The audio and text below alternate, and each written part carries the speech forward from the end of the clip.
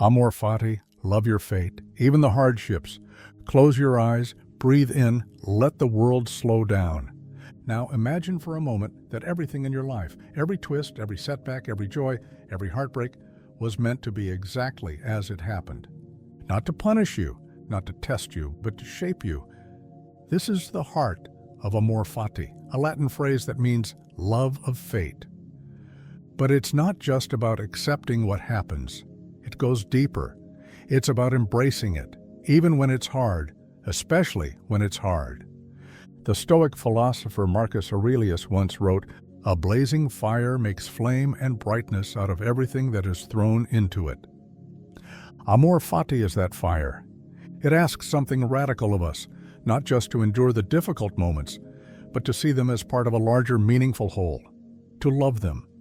Because every event in your life is not a detour, it is the path. That missed opportunity you still think about, that moment of heartbreak that cracked something open in you, that loss that shook you so deeply you didn't think you'd recover. Amor Fati says, this too belongs. It doesn't mean pretending everything feels good. It doesn't ask you to smile through pain or deny your emotions. It simply invites you to stop resisting what already is.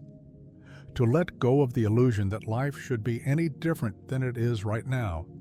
Because in every difficulty lies a doorway, a chance to grow, to evolve, to see with clearer eyes. But you can't walk through that door if you're too busy cursing the hallway. Think of nature. A tree does not resent the storm. It bends, it sways, and in doing so, its roots grow stronger.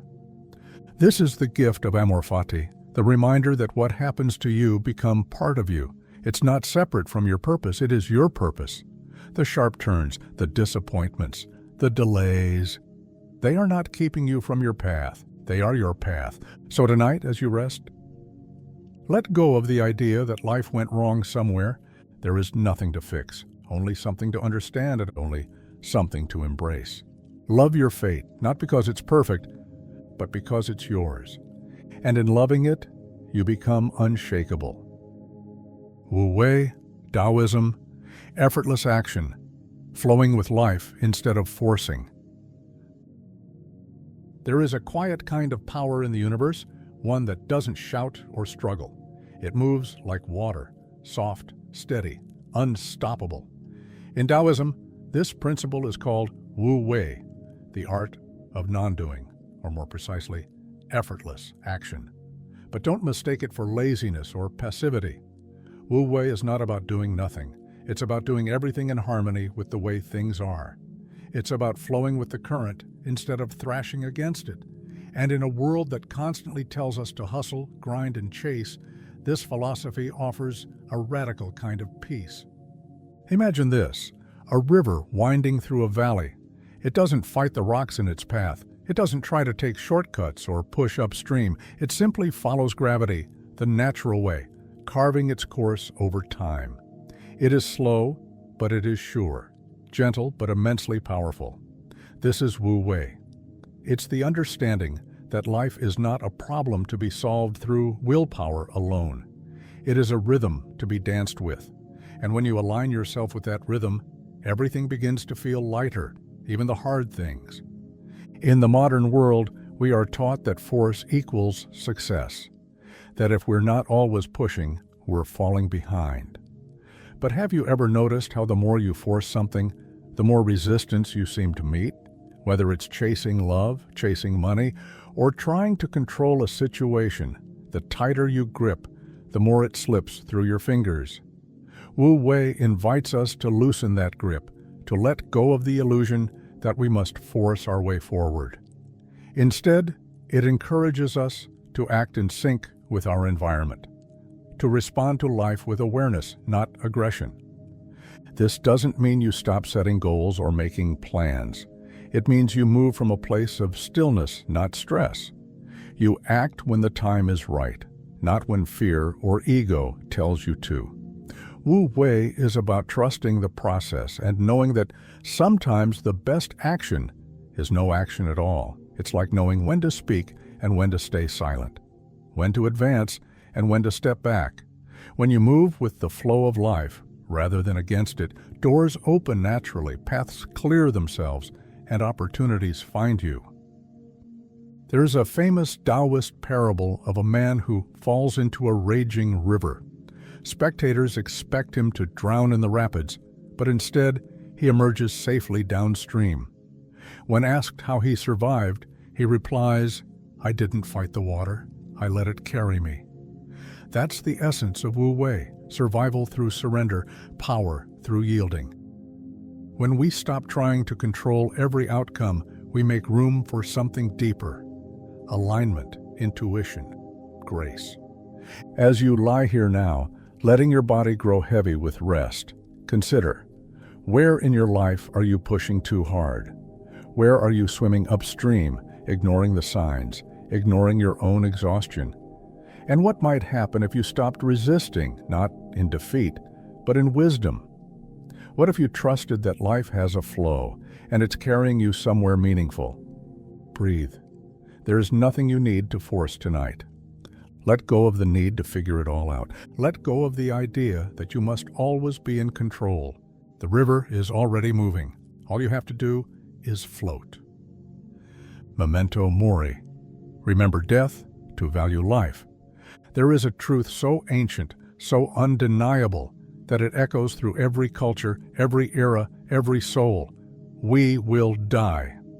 Not one of us escapes it, and yet we spend most of our lives running from that reality, distracting ourselves, numbing ourselves, pretending we have forever. But the philosophy of Memento Mori, a Latin phrase meaning, "Remember you must die," asks us not to fear death, but to invite its presence closer, not as a shadow to be avoided, but as a teacher, perhaps the most honest one we'll ever know. When we allow ourselves to hold death in view, not as a morbid obsession, but as a quiet companion, we begin to see life differently. The noise falls away. What truly matters begins to shine. The petty arguments, the endless scrolling, the pressure to impress, they all dissolve under the weight of this one undeniable fact: time is not promised. Your next breath is not guaranteed. And that simple awareness is what gives this moment its power. Death gives life its shape. It sharpens the edges of what is real. The Stoics didn't speak of death to inspire dread. They spoke of it to inspire clarity. Marcus Aurelius, the Roman emperor and philosopher, would write in his journal, "You could leave life right now. Let that determine what you do, say, and think." These weren't just words to him. It was a daily practice, a lens through which to judge the urgency of his actions and the quality of his character. Death was not the enemy. It was the great revealer. Think about how differently we would live if we truly remembered that we are temporary. If we understood deep in our bones that everything we touch, every person we love, every chance we ignore is fleeting. How much more gently would we speak? How much more present would we be? How many moments would we stop taking for granted? Memento Mori is not about sorrow. It is about awakening. It asks us to live now, not someday, not after we've achieved everything, not when things are perfect, but now, because now is all we ever truly have. It's easy to forget. The world is built to distract us. We fill our days with noise, with tasks, with endless to-do lists. But in the quiet, in the stillness before sleep, in the hush of a lonely morning, we remember. We remember that this life is not a rehearsal, that each day that passes is a day we do not get back. And strangely, that truth can be liberating. Because once you realize that time is your most precious currency, you stop wasting it. You stop spending it on people who drain you, on worries that won't matter a year from now, on chasing things that will never fill you. So as you lie here tonight, breathing softly in the dark, let death walk beside you, not as fear, but as perspective. Let it remind you of the value of this heartbeat, this breath, this quiet chance to begin again. Let it strip away what doesn't matter, so what does can rise to the surface. You don't have forever, but you do have now, and that is enough. Remember death, so you can finally begin to truly live. The obstacle is the way. Every challenge is an opportunity in disguise. There is a moment that comes to everyone who walks a meaningful path, a moment where the ground shakes, the plan unravels, the door slams shut. It feels unfair, unexpected, harsh. You're tempted to ask, why now? Why me? Why this? But ancient wisdom offers a quiet, powerful answer. The obstacle is not in your way, it is the way. This idea, grounded in Stoic philosophy and echoed through centuries of resilient thinkers, reframes everything. What if the problem in front of you is not blocking your path but guiding you to something greater? What if the challenge isn't there to break you but to build you? What if the detour was the destination all along? The Roman Emperor Marcus Aurelius wrote, "The impediment to action advances action. What stands in the way becomes the way." He wasn't writing from the comfort of a throne, but from the chaos of war, betrayal, and loss. His words weren't abstract, they were battle-tested truths. To him, obstacles weren't accidents. They were the forge where strength, patience, and clarity were created. Think of the most powerful people you admire, the most grounded, the most compassionate, the most unshakable. None of them got there by avoiding difficulty. They got there because of it. Pain refined them. Failure taught them. Roadblocks redirected them. And what you're facing right now, whatever form it takes, holds that same potential. But only if you choose to see it that way. You can resist it. You can fight it. You can see the obstacle as something unfair, something that shouldn't be happening. But that mindset turns you into a victim. And the truth is, you're not a victim of this moment. You're being invited to rise to it, to grow into someone stronger, deeper, clearer than you were before. It's not about pretending hardship is easy. It's about leaning into the struggle and asking, what is this here to teach me? It's about remembering that no worthwhile transformation comes without resistance. Just as muscles only grow when pushed past their comfort zone, the soul expands through friction. So when the plan falls apart, when the path disappears beneath your feet, when things go wrong in a way you never expected, pause, breathe, and ask yourself, what if this is the moment that changes everything? Obstacles slow us down for a reason. They make us pay attention. They force us to see what we might have missed while rushing forward. In that stillness, in that unexpected stop, something ancient awakens, a kind of courage that doesn't shout but endures, a strength that doesn't always win but never quits, or resilience born not from ease but from fire. Tonight, as you close your eyes and drift toward rest, remember, whatever you're facing, you are not stuck. You are not defeated. The obstacle is not the end. It is the beginning of your becoming. What stands in the way is shaping you for the road ahead. Don't curse the challenge, step into it. Because this isn't where the journey stops. This is where it truly begins. You are not your thoughts. Thoughts arise, but they are not you. The mind never truly goes silent. Even now, as you lie here in the dark, with the world quiet around you, thoughts still flicker in the background, memories, to-do lists, regrets, worries, random images, and fragments of words. It might feel like you are your thoughts, like they define who you are. But the truth is deeper, gentler, and far more freeing. You are not your thoughts, you are the one who notices them. That simple shift changes everything. The thoughts that rise and fall inside your head, they're not facts, they're not commands, they're not always even true. They're like clouds moving across a wide open sky. Some are light, others are dark. Some pass quickly, some seem to hang around a little longer, but none of them last forever.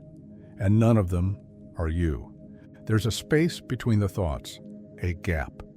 And in that gap, you can observe them without being caught in them. You don't have to follow every anxious whisper. You don't have to believe every critical voice. You don't have to react to every story your mind starts telling. Most of the time, those stories are old recycled narratives, echoes of fears, disappointments, or expectations placed on you long ago. Think about how often your mind plays the same tape. You're not good enough. What if it all goes wrong? Why didn't you do it better? These voices feel familiar, but just because a thought repeats doesn't make it true. Repetition is not reality, it's just noise. You can choose not to engage with every thought. You can let them pass, not by fighting them, not by pushing them away, but by watching them, like leaves floating down a stream. You don't chase the leaves, you don't jump in the water, you just notice and let them go. This awareness, the part of you that sees the thought without being pulled into it, that's who you really are. Not the thought, but the observer behind it. That's your quiet center, your grounded self. And it's always there, steady and unmoving, even when your mind is racing. The great teachers and traditions of the world have always returned to this truth. In meditation, it's called mindfulness. In philosophy, it's called detachment. In psychology, it's called cognitive distance. But the message is the same. You don't have to be swept away by the storm inside your head. You can anchor yourself in something deeper. You can remember that your thoughts are just visitors. They come and go. They don't get to define who you are unless you invite them to stay. So as you lie here tonight, don't try to stop your thoughts. Don't try to quiet your mind by force. Just notice what appears. Let it rise. Let it fall. Watch the mind do what the mind does and remind yourself, this is not me. This is just a passing cloud. And behind the clouds, always, there is the sky. There is you. Simplicity is freedom. The fewer desires, the more peace. What if everything you needed to feel peace was already with you? Not tomorrow, not once you achieve more, not once everything is figured out, but now, right here, in this moment. That's the essence of simplicity. It's not just about having fewer things, it's about carrying fewer burdens, fewer wants, fewer worries, fewer illusions of what your life should look like. When you begin to strip away what's unnecessary, what's left is space. Space to breathe, space to be, space to feel free. We live in a world built to distract us. Every ad, every algorithm, every piece of content pulls your attention towards something else, something new to buy, something else to fix, something more to chase. More clothes, more status, more validation. And without even realizing it, your desires multiply. 1 becomes 2. 2 becomes 10. And before long, you're no longer living your life. You're running through it, trying to keep up with a version of yourself that's never quite satisfied. But here's the quiet truth. The more you desire, the more you suffer. Every want is a tether. Every craving is a chain.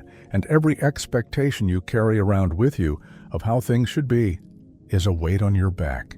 Simplicity breaks those chains, not by depriving you, but by freeing you. When you choose less, you make room for more of what matters. More silence, more clarity, more time with the people who truly fill your heart, more awareness of beauty in everyday things, the sound of wind through leaves, the warmth of a soft blanket, the rhythm of your own breath. You begin to see that none of these require wealth. None of them depend on perfect circumstances. They only require presence. And the fewer things you feel you need to be happy, the more unshakable your peace becomes. If your joy is built on simple things, on what's already within reach, then no one can take it from you. You become grounded, unburdened, light. The great sages throughout history lived by this. Lao Tzu, the father of Daoism, said, "He who knows he has enough is rich." The Buddha taught that the root of all suffering is attachment, to things, to outcomes, to desires. The Stoics believed that peace came not from changing the world, but from changing what you needed from it. Tonight, ask yourself gently, what am I holding on to that I don't need?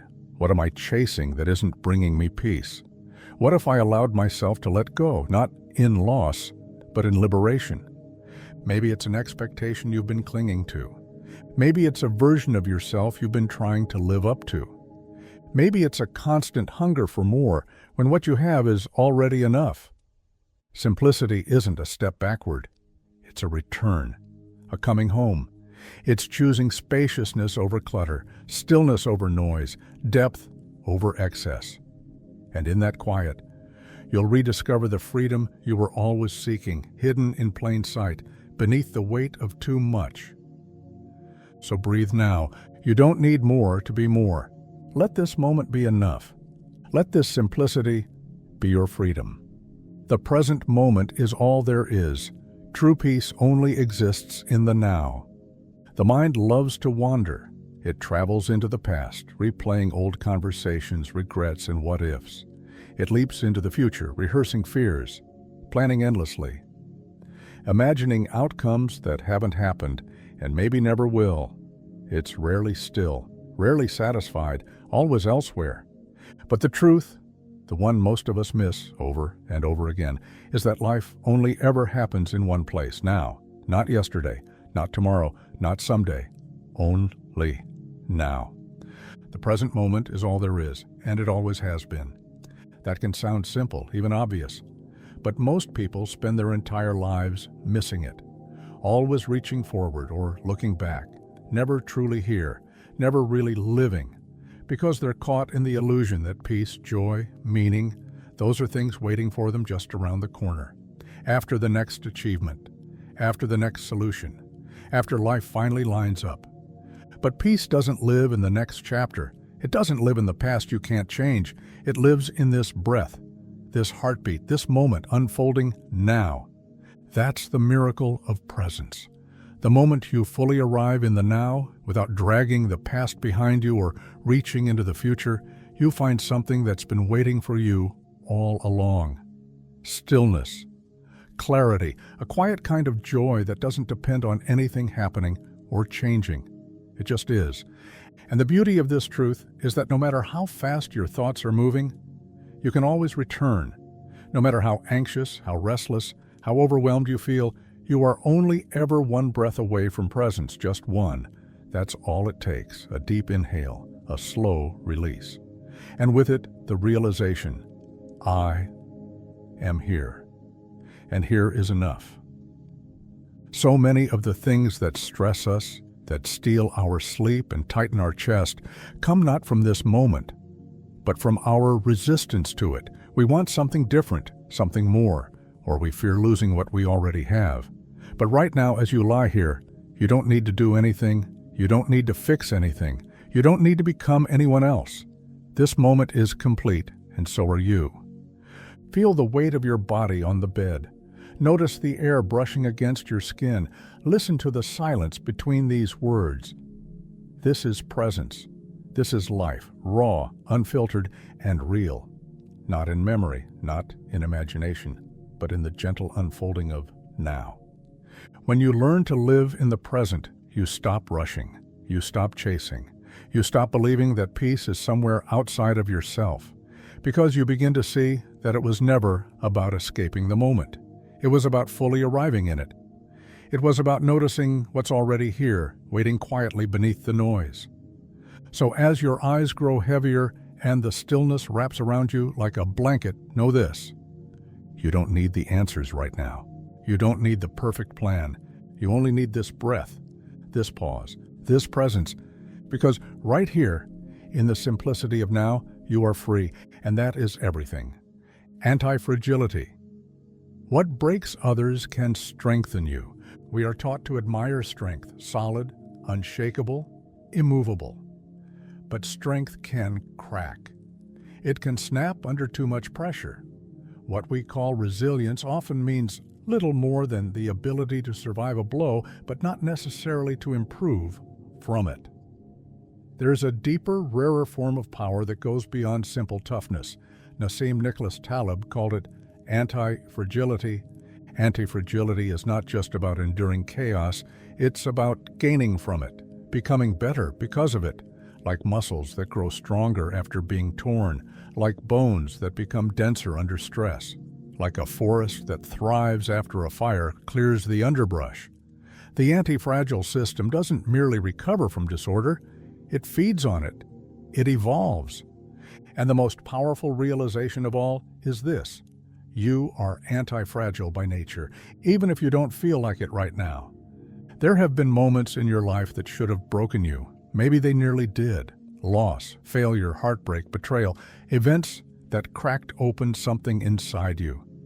But if you're here, breathing, listening, still standing, then something within you didn't just survive. It adapted, it grew, maybe slowly, maybe painfully, but it grew. Antifragility asks you to see challenge through a new lens, not as a threat to be avoided, but as a catalyst for growth. The very things you've been taught to fear, uncertainty, stress, disruption, might be the ingredients for your transformation. In Taleb's words, the anti-fragile system needs disorder to thrive. Without pressure, it weakens. Without surprise, it stagnates. It is in the shaking that strength is revealed. This is not some feel-good slogan. It's not a call to romanticize suffering or pretend that pain is pleasant. It's a shift in relationship to discomfort, to pressure, to the unpredictable nature of life itself. It's the understanding that every time you are stretched beyond what you thought you could handle, a new edge of yourself is revealed. Most people seek comfort, stability, predictability, and there is value in calm. But too much of it for too long, and we grow dull, passive, fragile. When we try to shield ourselves from every possible stress, we unintentionally strip away our own capacity to adapt, to respond, to rise. Anti-fragility invites you to step into the storm, not recklessly, not carelessly, but willingly. To see that the hits you take, the failures you face, the setbacks you didn't see coming, they don't need to define your limits. They can be the very pressure that sharpens you. Consider nature. A tree that grows in calm weather may be tall, but it is brittle. One gust of wind, and it could splinter. But the tree that grew in wind, in resistance, in struggle, its roots run deep. Its trunk bends, but does not break. It is not hard and rigid. It is supple, strong through its flexibility. That's anti-fragility. And you are the same. Your soul doesn't gain wisdom from the easy seasons. It grows in the moments when everything feels uncertain, when you have to let go of what you thought you knew, when you are forced to rebuild from pieces. These aren't interruptions to your life. They are initiations, sacred trials. And each one leaves behind a gift if you are willing to receive it. It may take time to see. Anti-fragility is not always visible in the moment. In the middle of the chaos, it feels like unraveling. But only later, in stillness, do you notice what was quietly built beneath the surface. A deeper patience, a wider compassion, a new understanding of your own resilience. The parts of you that used to break now hold stronger.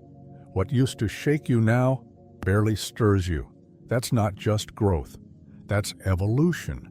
So as you lie here tonight, resting in the silence between moments, think of the places in your life that have felt like collapse. Think of the seasons where everything was uncertain, where things fell apart. And then gently ask yourself, what did those moments create in me? What strength was born through that pressure? What capacity emerged because of that struggle? Let that recognition sink in. You have already survived so much. Not as the same person you were before, but as someone new, shaped, not shattered. And what lies ahead may not be easy, but you are no longer fragile. You've been through enough to know that uncertainty isn't your enemy. It's part of your refinement. You don't need to avoid the storm. You are learning to become the kind of person who grows because of it. The middle way balance, not extremes. There is a quiet path in this life. It doesn't shout. It doesn't promise instant success or dramatic transformation. It doesn't demand extremes or sudden sweeping changes. Instead, it invites you, softly, steadily, to find something most of us overlook: balance. In Buddhism, this path is known as the middle way, a life of neither indulgence nor denial, a way of walking gently between opposites, where peace is not found in having more or less, but in learning how to be with what is. The story of the middle way begins with the Buddha himself. Born into royalty, he lived his early years in luxury, shielded from pain, discomfort, and death. But when he finally encountered suffering in the world, he was shaken to the core. In response, he swung to the opposite extreme, embracing severe asceticism, starving his body, denying every earthly pleasure, believing that through self-denial he could find truth. But neither path brought him peace. It was only after collapsing from exhaustion that he realized the truth. Both extremes are prisons. One is gilded and seductive, the other is harsh and punishing, and in between them lies the real path, not in excess, not in deprivation, but in balance. The middle way does not mean staying in the center of every situation or avoiding opinions or never committing to anything. It means knowing when to act and when to pause, when to speak and when to listen, when to hold on and when to let go. It is a path of wisdom, not reaction. A path that asks you not to judge life as black or white, but to live within the rich, nuanced gray. Think of how often we live in extremes. We work ourselves to exhaustion, then collapse into inactivity. We overindulge, then punish ourselves with guilt and restriction. We cling too tightly, then push too far away. But what if peace was never about choosing sides? What if it was about stepping out of the cycle entirely? The middle way teaches that suffering arises not from what happens to us, but from the way we react to it, especially when we respond with imbalance, wanting too much, resisting too hard, fearing too deeply. These are extremes of the mind, and they pull us away from the stillness that already lives within us. Balance is not something to force. It's something you return to again and again. Like a tightrope walker, making tiny corrections with every step, you don't find balance once and then keep it forever. You practice it, you adjust, you breathe, you let the extremes rise and fall without being caught in them. Imagine your life as a set of scales. One side holds your effort, the other holds your surrender. One side holds your passion, the other holds your patience. When the scales tilt too far in either direction, life feels heavy, uneven. But when you begin to move with awareness, when you stop reacting and start observing, you begin to feel it, the subtle shift back to center. Not a perfect balance, but a living balance, a moving harmony. And this balance brings clarity. It allows you to respond instead of react, to rest without guilt, to act without desperation. It frees you from the tug of war between craving and aversion and brings you into a quieter space, a space where you don't need to chase the highs or fear the lows. You simply show up fully, peacefully, and present. As you lie here tonight, notice if you've been pulled toward any extremes lately, mentally, emotionally, physically. Are you demanding too much from yourself? Are you holding yourself back in fear? Are you waiting for things to be perfect before you allow yourself peace? Let all of that soften. There is no reward for burnout, no enlightenment in self-punishment. The middle way is not about being neutral, it's about being real, fully human, fully present. Knowing that balance does not make you weak, it makes you whole. Let your breath be the teacher, not too shallow, not too deep, just enough. Let this moment be enough, too. Not perfect, not empty, just what it is. Peace doesn't live in the extremes, and it lives right here, in the gentle space between. Non-attachment. Let go, and you'll suffer less. It's a quiet truth, often misunderstood. The idea of non-attachment doesn't mean you stop caring.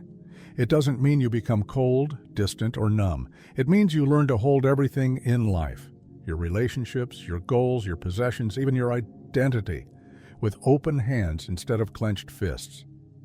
At its heart, non-attachment is the gentle art of letting go. Letting go not of love or purpose or meaning, but of the illusion that anything in this life is permanent.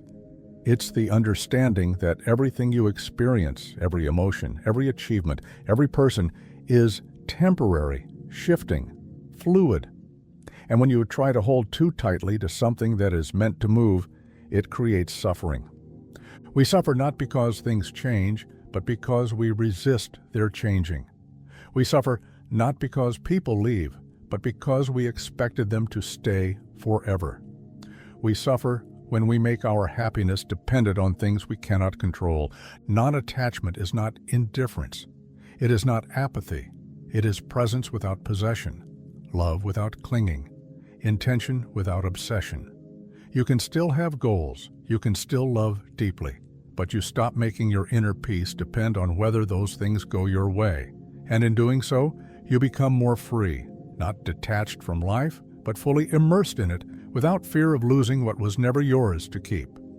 Think of a sunset.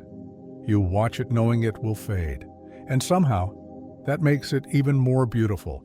You don't try to freeze it in the sky. You don't beg the sun to stay. You simply receive it fully, and then let it go. Non-attachment invites you to do the same with everything in your life. That dream you had of how things would turn out, it was beautiful. But maybe life has other plans. Can you release the expectation and make room for something new to grow? That person you gave your heart to, they may not walk beside you forever. Can you honor the love without clinging to the form it used to take? Even your idea of who you are, your identity, your story, your sense of control, is something to hold lightly. We are taught to define ourselves by what we have, our status, our achievements, our relationships. But these are all like sandcastles built at the edge of the tide. No matter how perfect, the waves will come. And when you cling to the castle, the waves feel cruel. But when you understand they are part of the rhythm of life, you stop fighting. You begin to build with love and let go with grace. The Buddha taught that attachment is the root of all suffering, and not because having things is bad, but because needing them to stay the same is where we lose ourselves. Freedom comes when we stop trying to freeze time and start flowing with it. This doesn't mean you stop feeling pain. When you lose something meaningful, the heart will ache. That's human. But non-attachment gives you the strength to grieve without drowning, to love without chains, to live without fear of impermanence. Tonight, as you lie still in the dark, notice what you're holding on to too tightly. Maybe it's an old story you keep repeating to yourself. Maybe it's a hope for how someone should behave or a fear of something falling apart.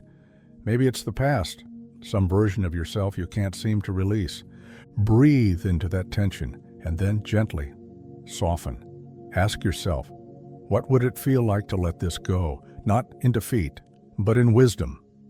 Non-attachment doesn't mean you lose what matters. It means you stop suffering over what you can't control. It means you experience everything more clearly, more deeply. Because you're not trying to change it, trap it, or preserve it.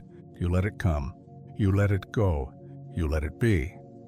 This is where peace lives, not in gripping, but in surrender, not in holding everything together, but in trusting that it's okay to release. So breathe. Let go of what you thought had to stay. Let go of who you thought you had to be, and feel for just a moment what it's like to be free. It is what it is. Acceptance dissolves resistance. There are moments in life when nothing seems to make sense. A plan falls apart. A person lets you down. An answer doesn't come, no matter how hard you search. And in those moments, the mind scrambles. It resists. It replays. It protests. This shouldn't have happened. It wasn't supposed to be this way. That resistance is loud, tight, unrelenting. It tightens the body, clouds the mind, and drains the heart. But there is a simple phrase, soft yet powerful, that can cut through that noise like a clean breath of air. It is what it is. At first, it might sound like giving up, like defeat. But in truth, it's the opposite. It's not surrendering to weakness, it's surrendering to reality. Not because you agree with what happened, not because you like it, but because it already happened. And no amount of wishing, resisting, or rethinking will undo what is already real. It is what it is not a call to passivity. It's not apathy. It's a doorway into acceptance. And acceptance is the first step to peace. When you resist what is, you suffer. That's not poetry. That's physics. Resistance creates friction, and the more you push against reality, the more reality pushes back. Life does not bend to our preferences. It unfolds according to its own nature, unpredictable, unfiltered, unpromised. The more tightly you try to control it, the more it escapes your grip. But when you loosen that grip, when you stop demanding that things be different, you create space. Space to breathe, space to think clearly, space to respond, not react. Acceptance doesn't mean you approve of everything.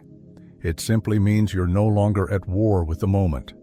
It means you recognize that the pain, the disappointment, the loss, they are here. They are real. And in accepting their presence, you begin to reduce their power. When you say, "It is what it is," you're not closing the door. You're opening it. You're making room for what comes next, for clarity, for healing, for change. Not forced, but natural. Not from desperation, but from wisdom. There is a deeper intelligence to life than we often trust. And sometimes things fall apart so something deeper can be revealed. Sometimes a door closes, not as punishment, but because it was never meant for you.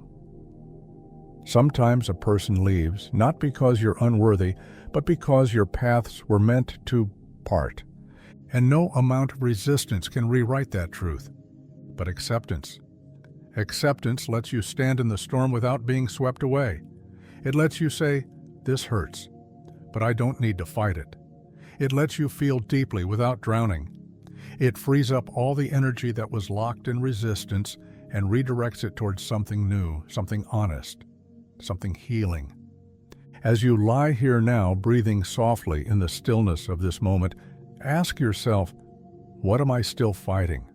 What am I trying to fix, control, or change that is already outside my hands? Maybe it's the way someone treated you. Maybe it's a version of the past you wish you could rewrite. Maybe it's a future you planned that didn't unfold.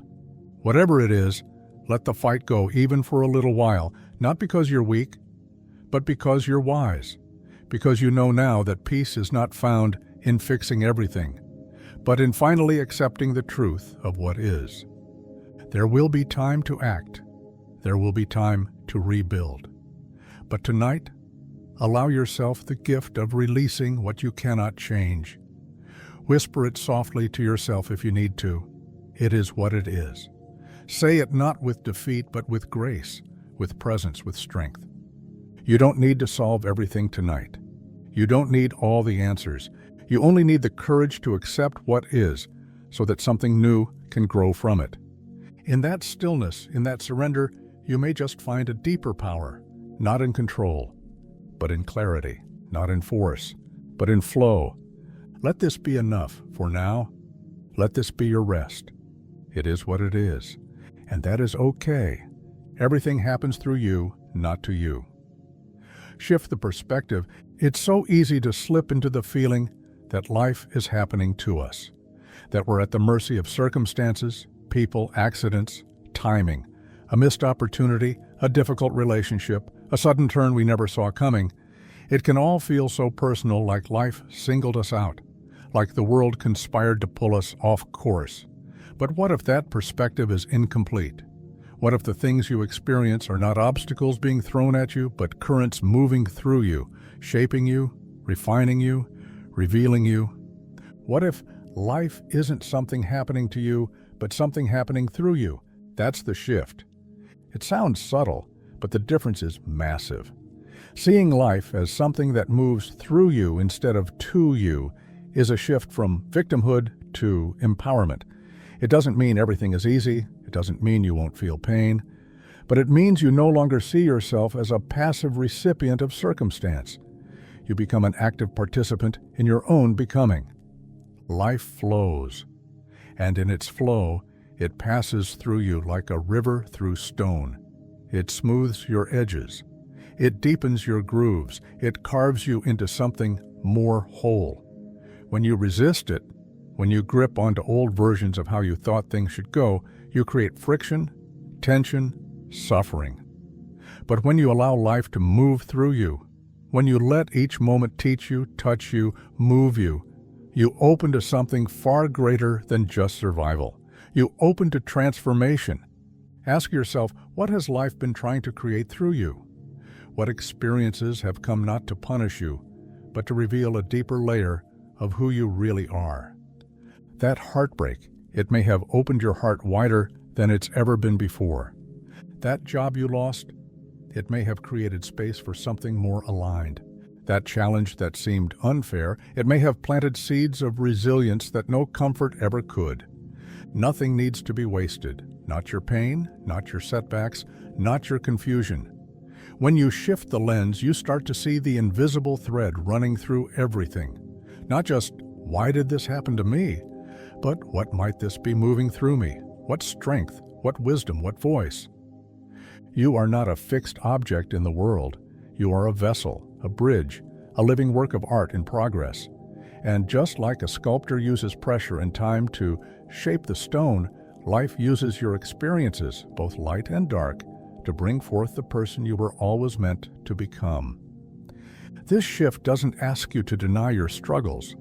It doesn't ask you to pretend everything is perfect. It simply invites you to see that even when things don't go your way, they may still be working in your favor, just not in a way you can immediately see. Sometimes clarity only comes after the dust settles.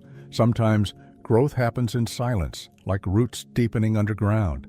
And sometimes the very thing you thought would break you becomes the thing that breaks you open. So as you lie here tonight, with your body sinking into rest and your mind slowing to stillness, consider this. What if you let go of the belief that life is against you? What if you began to trust that life moves through you with purpose, even when it doesn't make sense right away? There is no need to force understanding. There is no rush to figure it out. Let the moment speak for itself. Let life reveal its meaning over time. And trust that you are not merely enduring what happens. You are becoming through it. Shift the question from why me to what now? From how do I stop this to what is this shaping in me? From what did I lose to what is being made new? You are not a victim of your story. You are the vessel through which the story is being written. Let life move through you. Let it soften what is rigid. Let it clear what no longer serves. Let it make you vast, like the sky. Let it make you whole, not by avoiding the storm, but by standing still in the center of it. And when the morning comes, you'll rise not with all the answers, but with something stronger. A heart open to the unknown, a mind free from resistance, and a soul wide enough to hold it all. You can't control others, only your reaction. Freedom starts with responsibility. There's a moment that comes after frustration, after the words have been said, after the expectations have been disappointed, after someone does something that you never saw coming, or worse, something you always feared they might. And in that moment, the mind races for a solution, for a sense of control, for a way to make someone see, change, understand, behave. But the truth arrives quietly, steadily, like a whisper cutting through the noise. You cannot control others, no matter how good your intentions, no matter how convincing your logic, no matter how right you feel.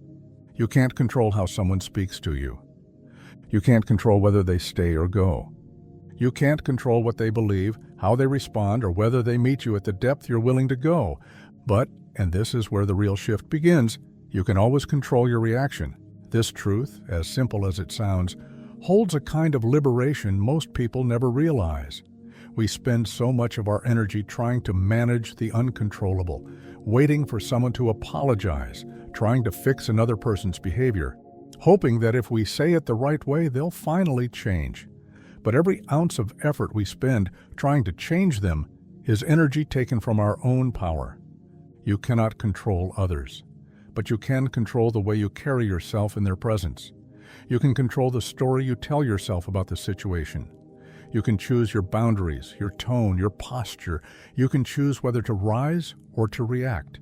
And that choice, that personal responsibility, is the birthplace of your freedom. Most people hear responsibility and feel, a weight, a burden. But look closer. This kind of responsibility isn't about blame. It's about power. It's not about fault. It's about response. You might not be able to stop the storm, but you can choose how you move through it. And in that choice lies your liberation. There's a calm strength in learning how to stay centered while others lose themselves. Not cold, not indifferent, but rooted, grounded in your own values, your own clarity, your own stillness. This doesn't mean you tolerate mistreatment. It doesn't mean you accept every behavior without question. It means you choose not to let someone else's chaos become your own. You realize that their words are a reflection of them. Their behavior speaks to where they are, and your response speaks to who you've chosen to become. This doesn't happen all at once. It's a practice, a muscle, and like any strength, it is built over time. With each moment where you pause instead of reacting. With each breath you take before replying. With every time you choose peace over proving your point.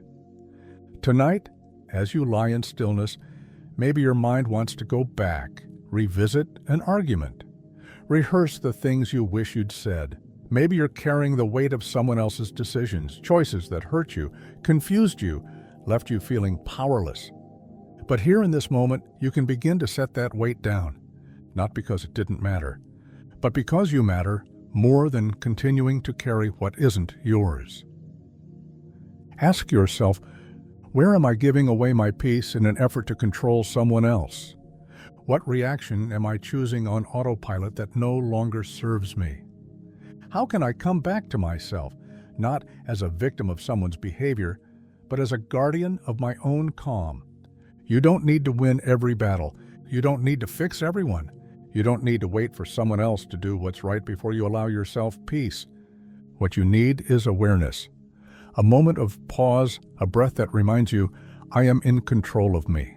This is the beginning of emotional freedom, not from detachment, but from ownership, owning your reactions, your energy, your focus, and giving yourself permission to let others be who they are, while you stay rooted in who you are becoming. So breathe now, deeply.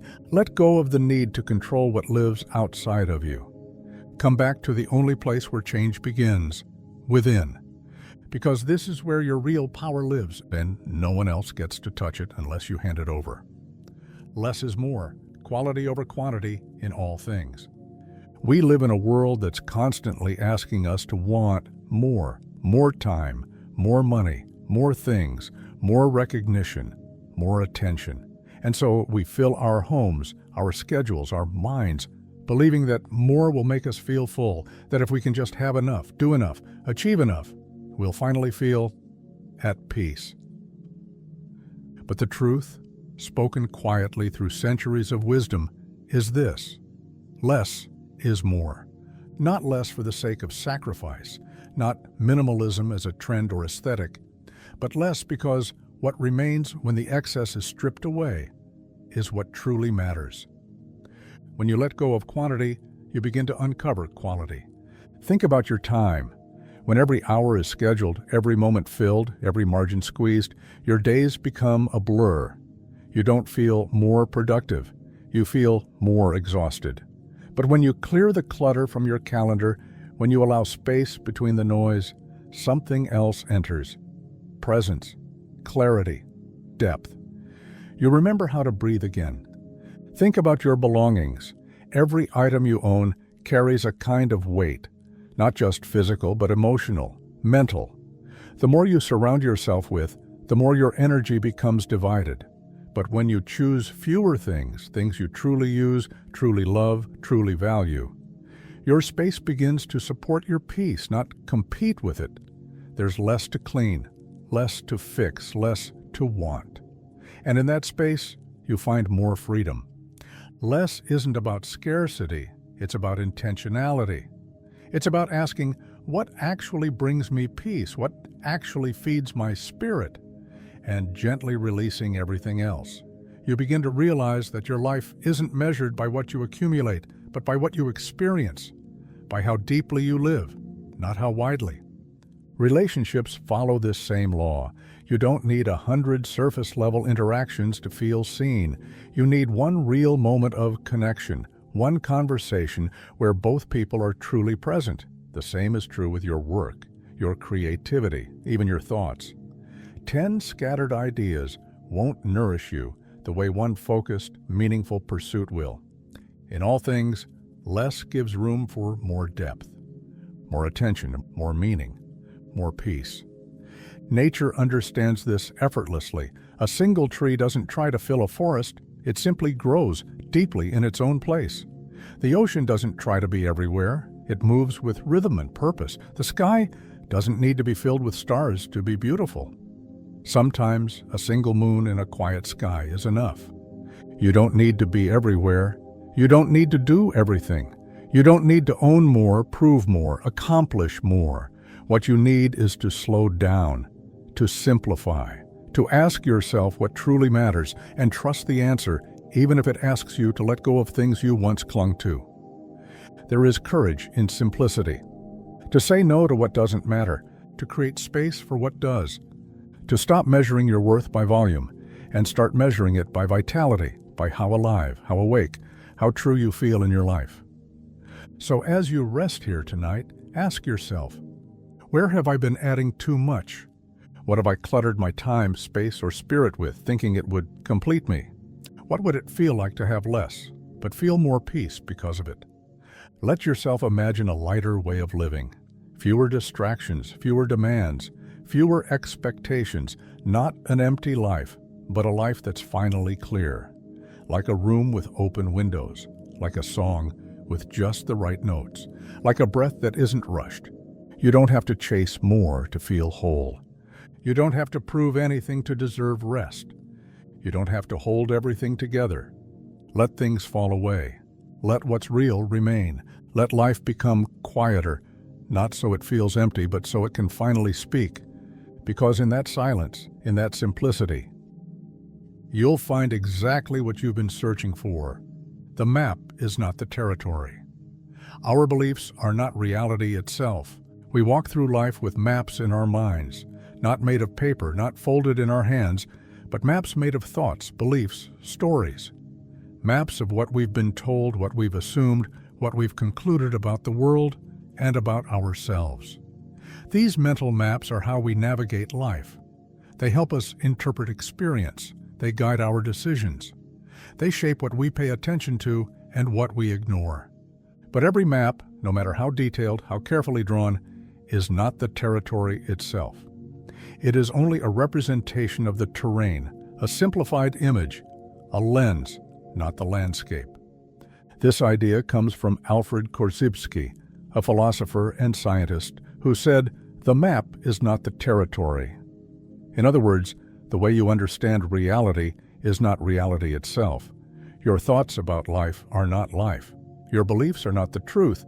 They are a version of the truth, one shaped by memory, culture, upbringing, emotion, and perception. The danger is not in using a map. We need them. The danger is in forgetting that we're holding one and mistaking it for the whole world. How often do we mistake our assumptions for facts? We believe someone's silence means rejection. We assume our failure means we aren't good enough. We decide we know what someone else is thinking, or what the future holds, or what's possible for us. And then we navigate our life according to that belief, without ever stopping to ask, is this actually true? Most of the pain we carry doesn't come from the world as it is. It comes from the story we tell ourselves about the world, and often those stories were written long ago by someone else at a younger time, in a moment of fear or hurt. But we keep using those old maps long after the terrain has changed. You might be carrying a map that says, "I always mess things up," or "People always leave," or "If I just do everything right, I'll be safe." But these are not universal truths. They're beliefs, interpretations, lines drawn in your mind. And the good news is, you can redraw them. The moment you recognize that your beliefs are just maps, not the land beneath your feet, you open yourself to something profound, the ability to question, to shift, to explore. You don't have to stay stuck in the same paths. You can wander beyond the borders of old thinking. You can learn to meet life not through the filter of your expectations, but through the direct experience of what is. That doesn't mean abandoning reason. It means holding your maps loosely. It means saying, "This is what I believe right now, but I'm open to seeing it differently." It means remembering that reality is always bigger than your current understanding of it. The world is not confined to the edges of your thoughts. Other people are not confined to the stories you've told about them, and you are not limited by the image you've constructed of yourself. You are not your fear. You are not your past. You are not the version of yourself someone else once handed to you. You are the territory, ever-changing, mysterious, full of depth and nuance. No map could ever fully contain you. So as you lie here tonight, drifting in that soft space between wakefulness and sleep, take a moment to notice the maps you've been using, the beliefs you've been following without question. Ask yourself, is this a map I chose or one I inherited? Does it serve me or does it keep me small? And then, gently, kindly, give yourself permission to fold that old map away, even just for now, even just for tonight. Allow yourself to feel the terrain of your life directly, the rawness of being here, in this body, in this moment. No story, no filter, just sensation, breath, presence. Reality doesn't ask for your opinion. It doesn't need your explanation. It only asks to be met as it is. And when you meet it, without judgment, without clinging, without fear, something quiet opens inside you. A clarity not built on control, but on curiosity. Not on knowing, but on wonder. So sleep now, knowing you don't need to have all the answers. You don't need the perfect map. You only need the courage to keep walking, to keep discovering, to keep unfolding. Because life is not something to be figured out once and for all. It is something to be experienced, step by step, on a path that's always bigger than you think. Ego is the enemy. Letting go of ego leads to clarity. There is a part of you that wants to be seen, that wants to be right, that wants to be admired, respected, validated.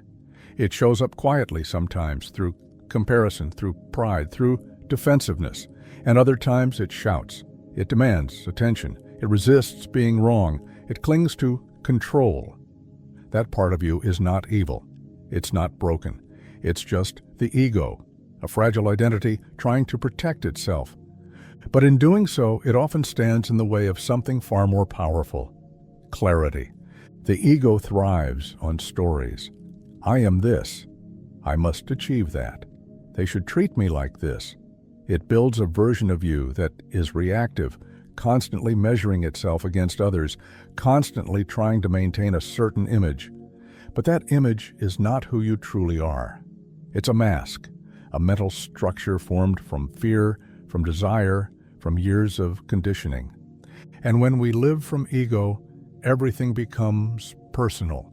Every criticism feels like an attack. Every loss feels like failure. Every disagreement feels like disrespect. We spend so much energy defending the self-image we've constructed that we lose sight of what actually matters.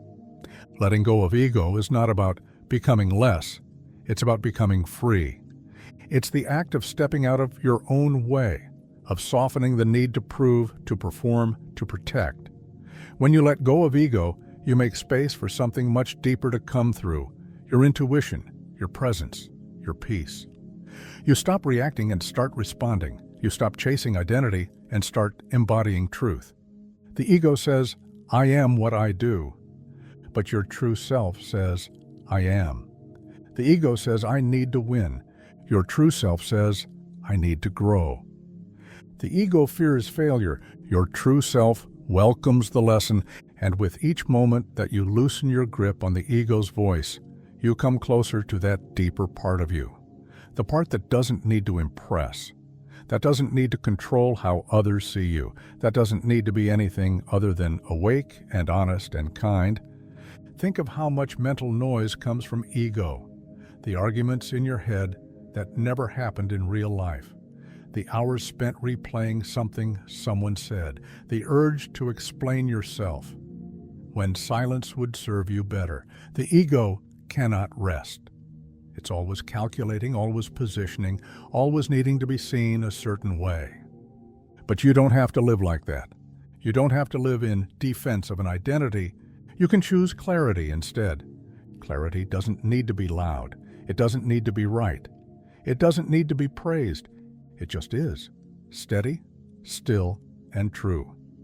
The great spiritual teachers throughout time understood this. The Buddha spoke of the illusion of self, how clinging to identity creates suffering. Jesus taught that the meek will inherit the earth, not the proud, not the self-important. In the Tao Te Ching, Lao Tzu wrote, "He who has no ego is the strongest of all." Why? Because ego blinds. It narrows our view. But when ego falls away, vision clears. You begin to see people not as threats, but as mirrors. You begin to see failure not as something shameful, but as a teacher. You begin to see your own mind, not as a battlefield, but as a garden that can be tended with care. So, as you lie here now, breathing into this quiet moment, ask yourself gently, where is ego leading me to react, to defend, to resist? What might happen if I didn't need to be right? If I didn't need to be anything at all? Can you soften? Can you release the tension that comes from trying to be more? Trying to be enough? You already are. You are not your achievements. You are not your reputation. You are not the roles you play. You are what remains when all of that is stripped away. Still, open, aware. So breathe. Let the ego rest. Let it dissolve even for now. There is nothing to prove here, nothing to protect. Just the quiet clarity of presence. Just the peace of being. Suffering = pain X. Resistance. Pain is inevitable. Suffering is optional. Life at some point will hurt. That's not a threat. It's a truth. It's a truth every human shares, no matter how different our paths may look on the surface. Pain comes to all of us in some form. The loss of someone we love, the end of something we hoped would last, the ache of loneliness, the sting of failure, the invisible weight of uncertainty. Pain is part of the human condition. It's written into the fabric of our experience. We can't avoid it entirely, but we can change how we relate to it. There's a quiet wisdom that comes from noticing the difference between pain and suffering. Pain is the sensation itself, the raw, immediate experience, a heartbreak, a broken bone, an anxious thought. It arises naturally, and it often passes on its own. But suffering, that comes from resistance, from the story we attach to the pain, from the way we fight it, reject it, cling to it, or demand that it shouldn't exist. This is where the simple formula comes in. Suffering = pain sources resistance. The more we resist pain, the more we suffer. The more we push it away, try to suppress it, judge it, fear it, the louder it becomes, the more it owns us. But when we turn toward it, even gently, even slowly, it begins to lose its grip. You can't always prevent pain, but you can reduce your suffering by learning how to stop resisting what already is. Think of it like this. Imagine you're holding a tightrope. The more you pull against it, the more it cuts into your skin. But if you stop pulling, if you let go just a little, the tension eases, the pain softens, the suffering lightens. The same applies to your inner experience. When something painful arises and we immediately say, "This shouldn't be happening," we add another layer on top of the pain. We create a mental and emotional barrier. We begin to spin stories. "This always happens to me," or "I can't handle this," or "Why can't I just be happy?" These stories fuel resistance. They create suffering, and often they keep the pain alive far longer than necessary. But when you can meet the pain without the story, without resistance, you begin to experience it for what it actually is. A moment, a wave, a sensation that will pass, like every other wave before it. This doesn't mean you have to like the pain. It doesn't mean you pretend it's not there. It means you allow it to exist without fighting it, without trying to fix it immediately, without labeling it as bad or wrong or a sign that something's broken in you. Pain is not a punishment. It is part of being alive. And in many ways, it's a doorway to deeper presence, deeper empathy, deeper strength. Acceptance doesn't mean resignation.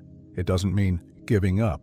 It means choosing to stop resisting what already is so you can meet it with clarity, with compassion, and eventually with healing. There's a kind of power that rises from this approach, a quiet, grounded strength. When you stop running from your pain, you reclaim the energy you were using to resist it. You come back into alignment with yourself. You learn that you can hurt and still be whole. You can feel pain and still move forward. You can soften and still be strong. So, tonight as you lie here, ask yourself gently, what pain am I still resisting? What feeling have I been pushing away, hoping it will disappear if I ignore it long enough? What story am I telling about this pain that might be making it worse? And what if you let that resistance go, even for just a moment? What if you allowed the pain to be here, without judgment? What if you breathed into it instead of away from it? Let it rise. Let it fall. Let it move through you. Not because you want it to stay, but because you want to stop fighting. You're allowed to rest. You're allowed to feel. You're allowed to heal at your own pace. Pain is part of life, but suffering, that's where your freedom lives. You can choose to resist, or you can choose to release. And in that release, you may find something unexpected, not just relief, but peace, not just escape, but transformation.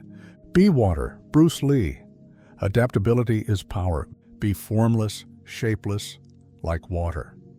These words, spoken by Bruce Lee, carry far more than the surface poetry they suggest. They are a way of living, a quiet philosophy of strength, not through resistance, but through adaptability, through softness, through flow. Most of us are taught that power is about control, being rigid, holding firm, never backing down. But water teaches something else. Water doesn't resist. It doesn't force. It doesn't break what stands in its way. It moves around it. Over time, it even carves through solid rock.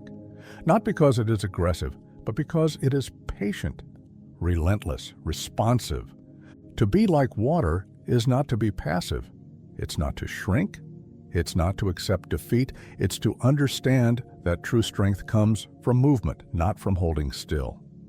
From adjusting to the moment rather than demanding that the moment adjust to you. Bruce Lee lived this truth.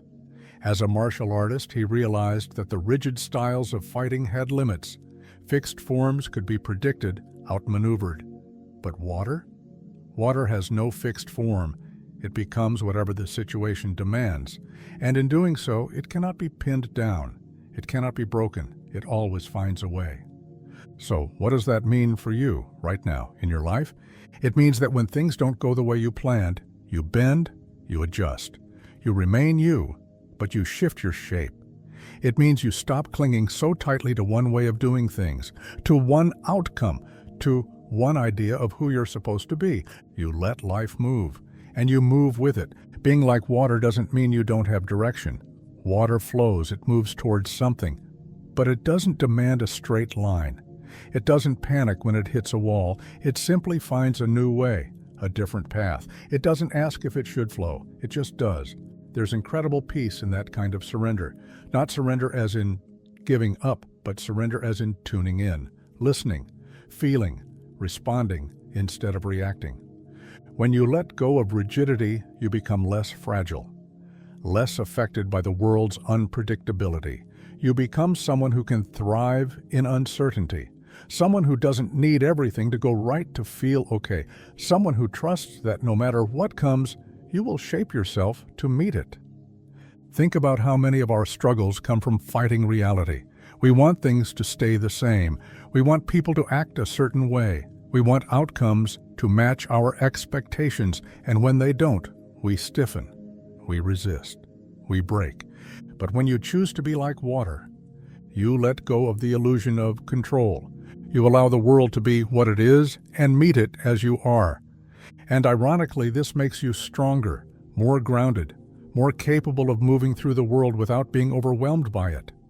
Water doesn't need to be the hardest substance to overcome what stands in its way. It overcomes by staying true to its nature, quiet, constant, flexible.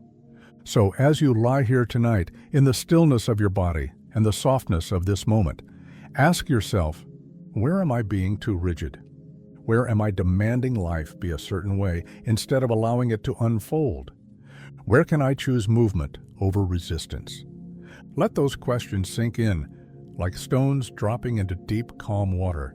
Maybe there's something you've been trying to force, a plan you've been gripping too tightly, a relationship you've been trying to control, an identity you've been trying to protect.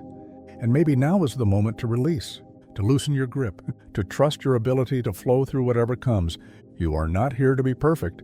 You are here to be present, to adapt, to grow, to move with life, not against it. You don't need to have all the answers tonight. You only need to soften, to feel, to flow. Because you are not a stone, you are not a wall, you are water. And that is power. Silence is a superpower. Stillness reveals truth.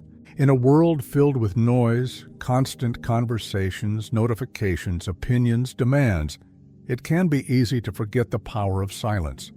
Not just the absence of sound, but a deeper kind of silence. The kind that stills the mind.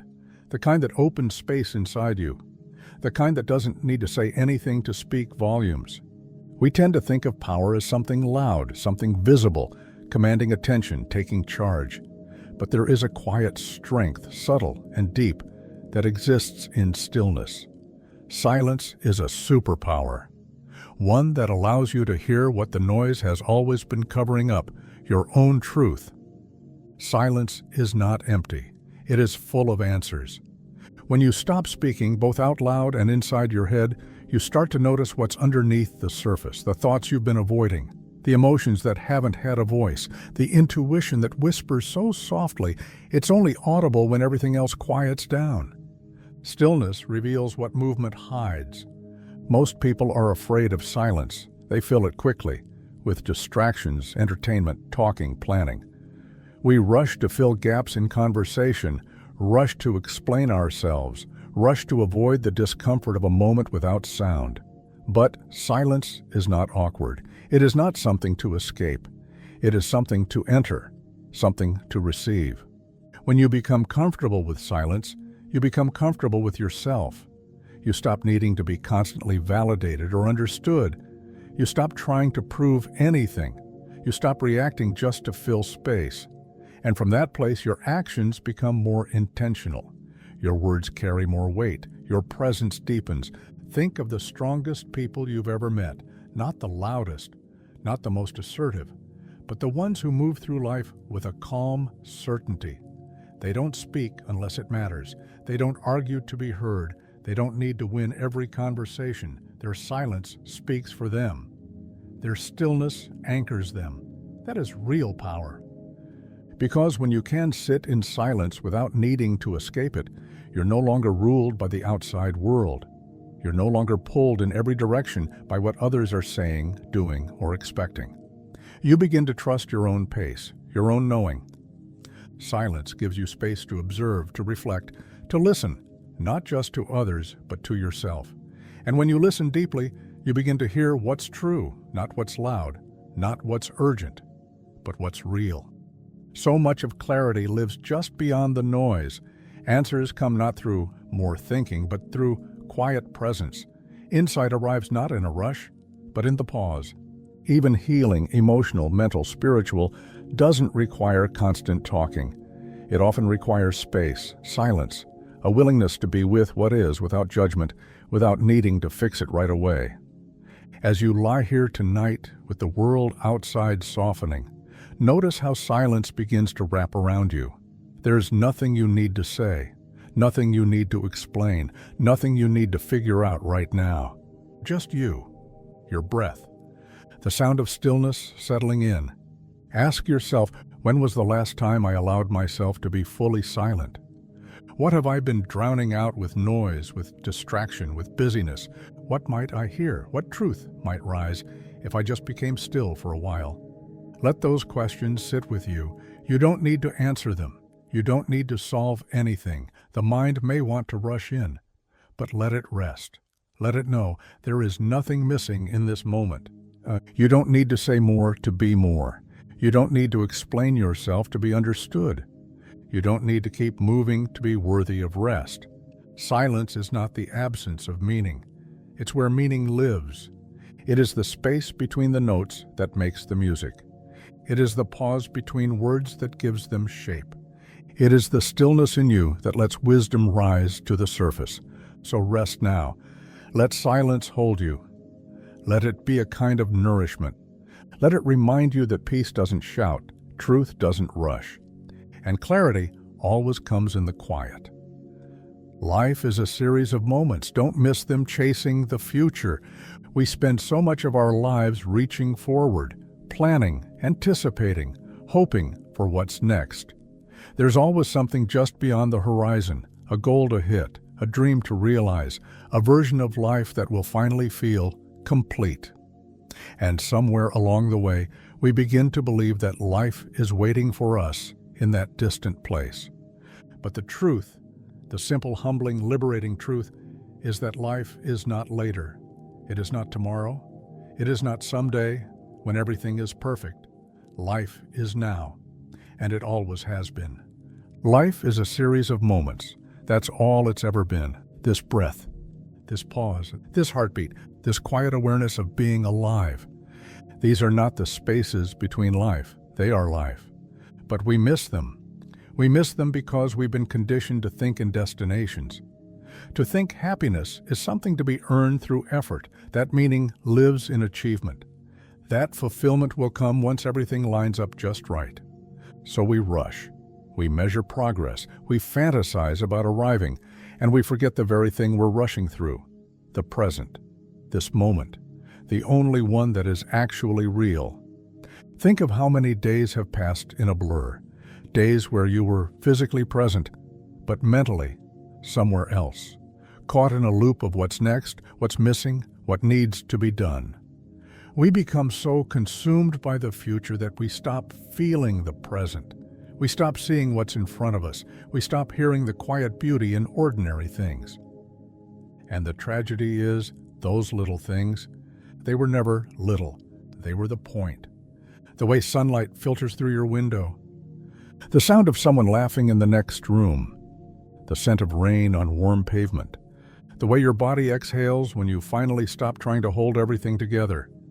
These are not background details. They are life, unfolding, whispering to you, asking to be noticed. Life doesn't happen in the someday. It happens in the right here, the right now. And the more we chase the future, the more we miss the miracle of being alive in this breath. This doesn't mean you stop dreaming, or stop growing, or stop planning.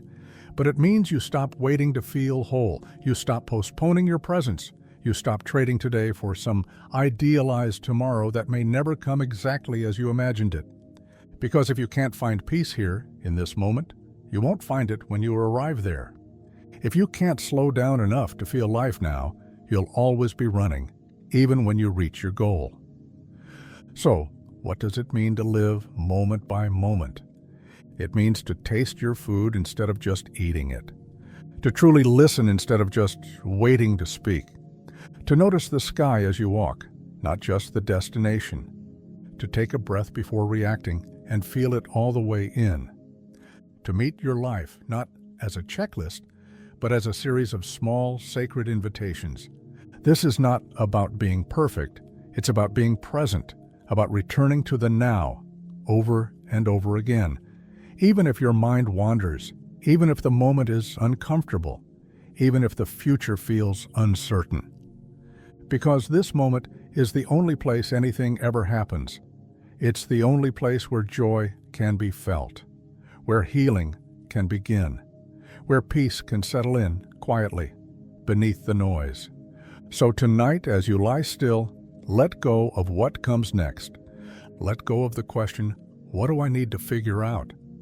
Let go of the finish line, the to-do list, the timeline, and come home to this moment, this breath, this body, this life. Ask yourself gently, where have I been racing toward the future at the cost of being here? What quiet, beautiful pieces of life have I been rushing past without realizing it? There is no need to fix anything right now. No need to plan the next step. Just feel this moment. Let it be enough. Because this is your life. Not someday, not soon, not eventually, but now. Always now. And when you start living from this place, not just occasionally, but intentionally, everything changes. You stop chasing. You start noticing. And finally, you begin to live. Live like you'll die tomorrow. Learn like you'll live forever. A balance of urgency and growth. There's a tension that lives quietly inside every one of us. A tug of war between doing and becoming, between moving fast and digging deep. On one hand, we sense the fleeting nature of time. The days pass quickly. Opportunities come and go. We lose people we thought we'd always have. And we realize often too late that this life is not guaranteed. And yet, alongside that urgency, there's something else, something slow, something enduring. A part of us that knows life is not just about action, but also about evolution, about learning, about becoming, about taking the long road. This is the paradox. Live like you'll die tomorrow. Learn like you'll live forever. At first, it sounds like a contradiction, but it's actually a beautiful balance. One part calls you to presence, to courage, to immediacy. The other calls you to humility, to patience, to growth. And when these two meet, you begin to live with real depth. To live like you'll die tomorrow doesn't mean you live recklessly. It means you live intentionally. You say what you need to say before it's too late. You let go of grudges that have been weighing you down. You stop postponing your joy until some perfect future arrives. You realize that each moment is precious, not in theory, but in practice. Because the truth is, none of us know how long we have. Not really. Tomorrow is not promised, and that's not something to fear. It's something to remember. Because when you live with the awareness of death, you start to pay attention. You notice the sky more often. You hold eye contact longer. You let laughter linger. You choose presence over perfection. You stop waiting for the right time and start trusting that now is the only time you really own. But life is not only made up of moments, it's also made of movements, of the slow, steady unfolding of who we are becoming. That's where the second half of this truth lives. Learn like you'll live forever. Because no matter how much urgency you feel, the journey of growth is never finished. There's always more to understand, always more to unlearn, always more ways to expand, not just your knowledge, but your compassion, your wisdom, your depth. Learning isn't just about collecting facts. It's about staying open, staying curious. It's about being willing to see things differently than you did before, to be a student of your own life, even when you think you already know the lesson. And when you combine these two, urgency and patience, presence and growth, you become someone rare. Someone who doesn't waste time, but also doesn't rush it. Someone who can seize the day without burning out. Someone who acts with heart, but listens deeply. Someone who knows when to leap and when to learn. So, what does that look like day to day? It looks like telling someone you love them without waiting for the perfect moment. And it looks like taking the time to understand what love means to them, not just to you. It looks like starting the project, the conversation, the journey, because life is short. And it looks like refining your skills, deepening your practice, because growth takes time. It looks like choosing experiences over things and wisdom over speed. It looks like being awake to this moment and also aware of the long arc of who you're becoming. Tonight, as your body settles into rest, reflect gently. Where am I postponing something that truly matters? Where am I waiting for certainty instead of stepping into now?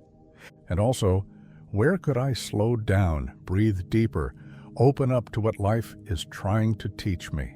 Let these questions hold you, not as pressure, but as guidance. You don't have to figure it all out tonight. But maybe you can start listening more closely to your own urgency and to your own unfolding, because you are not here forever. But you are also not finished yet. So live boldly, as if tomorrow might never come. But learn humbly, as if your soul has all the time in the world to grow. That is the balance. That is the beauty. That is the way. This too shall pass. Everything is temporary. There are few truths in life as universal, as steady, and as quietly profound as this one. Everything is temporary. The joy you feel, the pain you carry, the storm you're in, the light you're chasing, all of it passing through. It's a truth that doesn't always comfort us at first. We want good things to last. We want to hold on tightly to love, to certainty, to the chapters of life that feel beautiful and safe. But time moves like a tide. It never stops. It doesn't ask for permission. It doesn't wait until we're ready. It just flows. Forward, always. This too shall pass. It's a phrase whispered through centuries, carved into ancient stories, carried by philosophers, mystics, poets, and kings, and it always seems to arrive when we need it most, not as an answer, but as a reminder that nothing lasts forever. And that's not a threat. It's a kind of mercy. Because when you're in the middle of something hard, when you feel stuck, lost, or overwhelmed, this truth becomes a lifeline. It tells you, this moment is not permanent. The sadness, the confusion, the weight in your chest, it will move, it will shift, it will soften.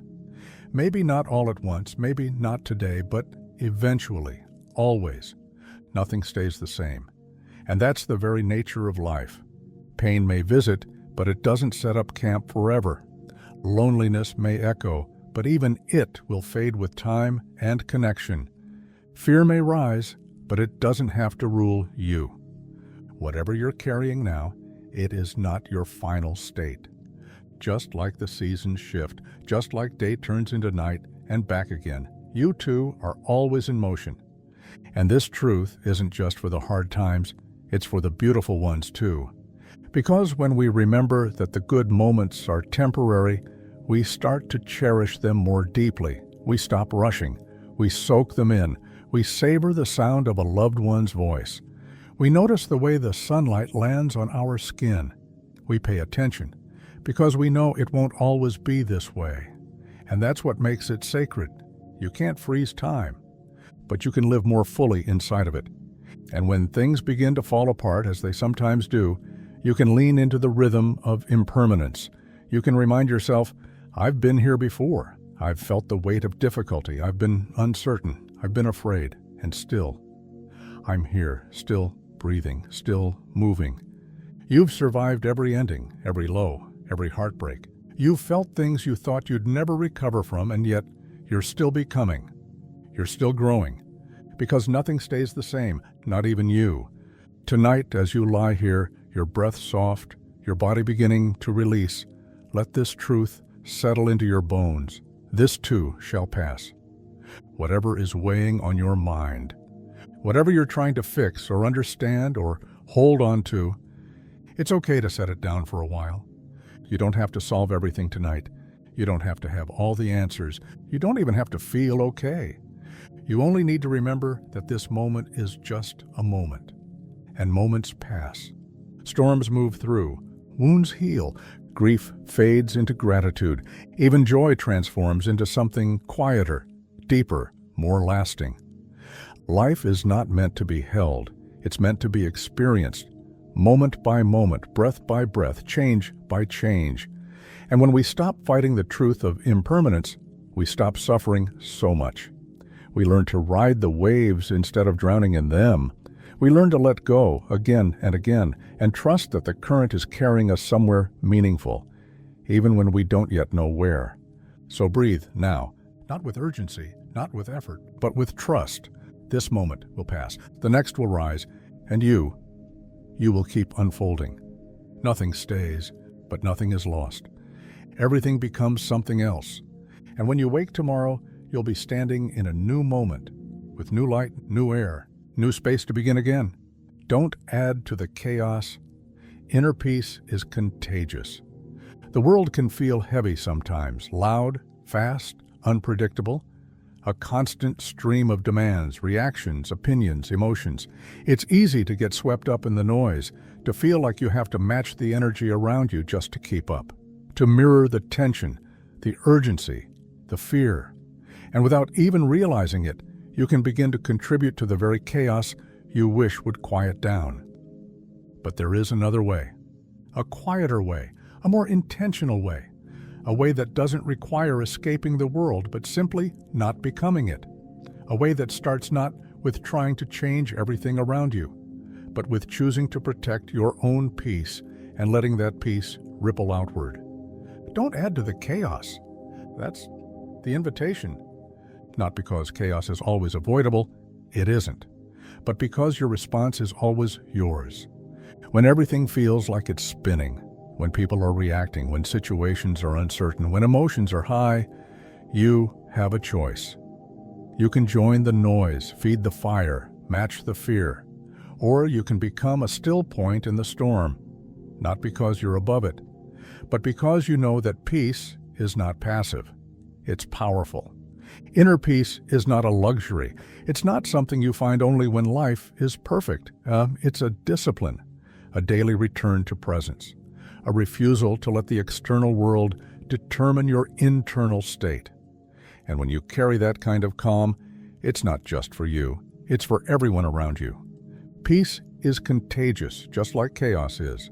You've felt it before, that moment when someone walks into a room and instantly changes the temperature, not by what they say, but by how they are. Some people carry tension like a storm cloud, but others walk in with a quiet calm that seems to settle everything. Their peace doesn't shout. It doesn't demand attention. It just is, steady, grounded, real. And without even trying, they make others feel safer. You can be that person, not perfectly, not all the time, but more often than you think. When you choose not to react to everything, when you speak slowly instead of snapping back, when you pause instead of panicking, when you hold space instead of judgment. You change the room, you change the energy, you change the cycle, and it's not always easy, especially when the world around you is loud. But that's exactly when your peace is most needed and most powerful. Inner peace doesn't mean ignoring what's wrong. It means facing what's wrong without losing yourself in it. It means recognizing that your clarity is more helpful than your chaos. That calm is not weakness, it's wisdom. It's the wisdom to know that not everything deserves your reaction, that not everything is about you, that not everything needs to be fixed immediately. Sometimes what the moment needs most is less noise, less resistance, less ego, and more presence, more breath, more stillness. So tonight, as you rest here, away from the world, from the scrolling, from the reactions and distractions, ask yourself gently, where have I been adding to the chaos, not just in the world, but in my own mind, in my own body, in the way I speak to myself or to others? And ask, what would it look like to choose peace instead? Not later, not when things are calmer, but now. That choice might look like silence. It might look like walking away instead of engaging. It might look like not hitting send. It might look like softening your breath instead of tensing your jaw. It's in the small moments that the big energy shifts. One calm decision, one conscious breath, one quiet refusal to feed the fire. And over time, that becomes your presence, that becomes your power. You don't have to change the whole world. You don't have to convince anyone of anything. You only have to hold your own peace like a lantern, bright enough to guide your next step, and gentle enough to light the way for others. So breathe. The world may be spinning, but you don't have to spin with it. You are allowed to be the still point. You are allowed to protect your energy. You are allowed to not add to the chaos. Because sometimes the most powerful thing you can offer is your calm. Detachment is not indifference. You can care without clinging. there's a quiet misunderstanding that often follows the idea of detachment. People hear the word and assume it means becoming cold, disconnected, emotionless. Like caring less is the only way to avoid getting hurt. But real detachment, true, conscious detachment, is not about becoming numb. It's not about withdrawing from life. It's not about giving up on love or passion or purpose. It's about holding everything with open hands. Detachment is not indifference. Indifference says, I don't care what happens. Detachment says, I care deeply, but I'm not trying to control the outcome. One closes the heart and the other frees it. You can love someone and still let them go. You can pursue a dream without being owned by it. You can feel sadness, joy, longing, excitement, all without losing yourself inside those feelings. That's what detachment allows. It gives you room to feel fully, but not be defined by what you feel. It lets you show up with your whole heart, while still knowing that nothing outside of you is permanent. And that doesn't make life less meaningful. It makes it more meaningful. Because when you let go of the need to grasp, to control, to cling, you begin to experience life more clearly. You stop trying to force things to last. You stop resisting the natural flow of change. You stop confusing possession with connection. Attachment says, I need this to stay. Detachment says, I honor this while it's here. Attachment says, this is mine. Detachment says, this is part of my life, but not the source of my life. This shift in mindset doesn't make you cold, it makes you clear. It helps you relate to the world without being tangled in it. You begin to notice when love turns into dependency, when desire turns into obsession, when helping someone turns into trying to save them. And in that noticing, you learn to step back, not with judgment, but with wisdom. Detachment doesn't mean you love less. It means you love with freedom, not fear, with presence, not pressure. You stop trying to own what isn't yours to own. You stop measuring your worth by whether someone stays or whether a plan works out exactly as you imagined. You begin to trust that letting go of control is not the same as letting go of care. This is a practice, a daily return to yourself, to your center, to your breath. And it starts with awareness. What am I clinging to? What am I afraid of losing? Where have I confused attachment with love? And then, gently, so gently, you begin to release. You stop gripping so tightly. You let people be who they are. You let outcomes unfold the way they need to. You begin to trust that whatever is meant for you will not need to be forced.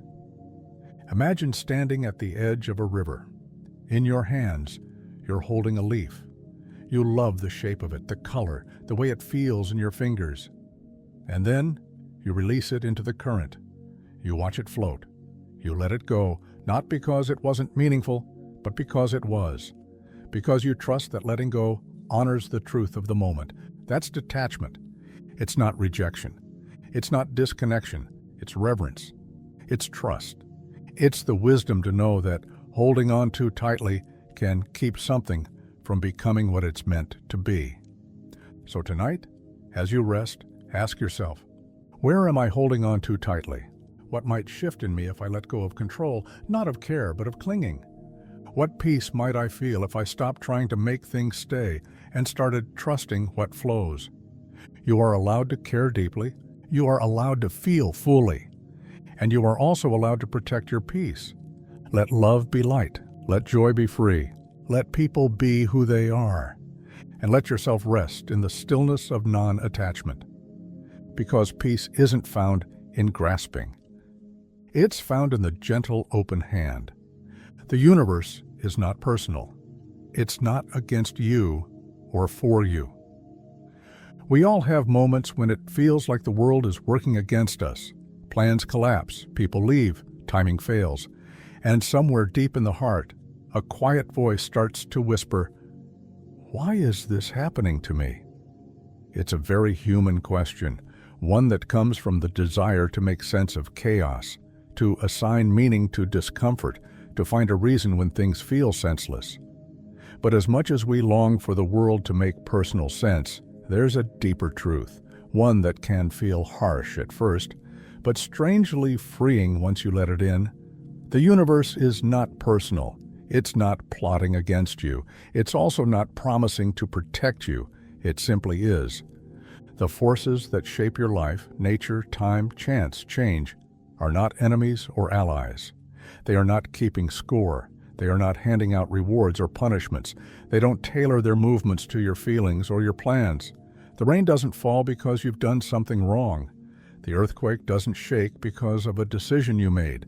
The market doesn't crash because you dared to dream. What happens around you often has nothing to do with you. Not because you don't matter, but because the world isn't personal in the way we tend to believe it is. This may sound cold at first, but in truth, there's a kind of mercy in it.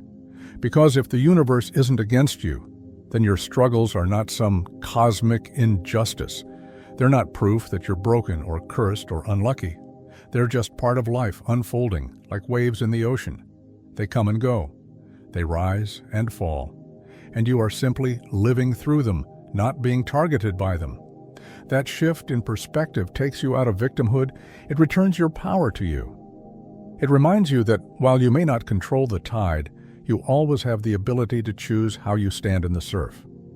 The story we often tell ourselves, that life should go a certain way, that good people deserve good things, that bad luck means we're being punished, creates more suffering than the events themselves.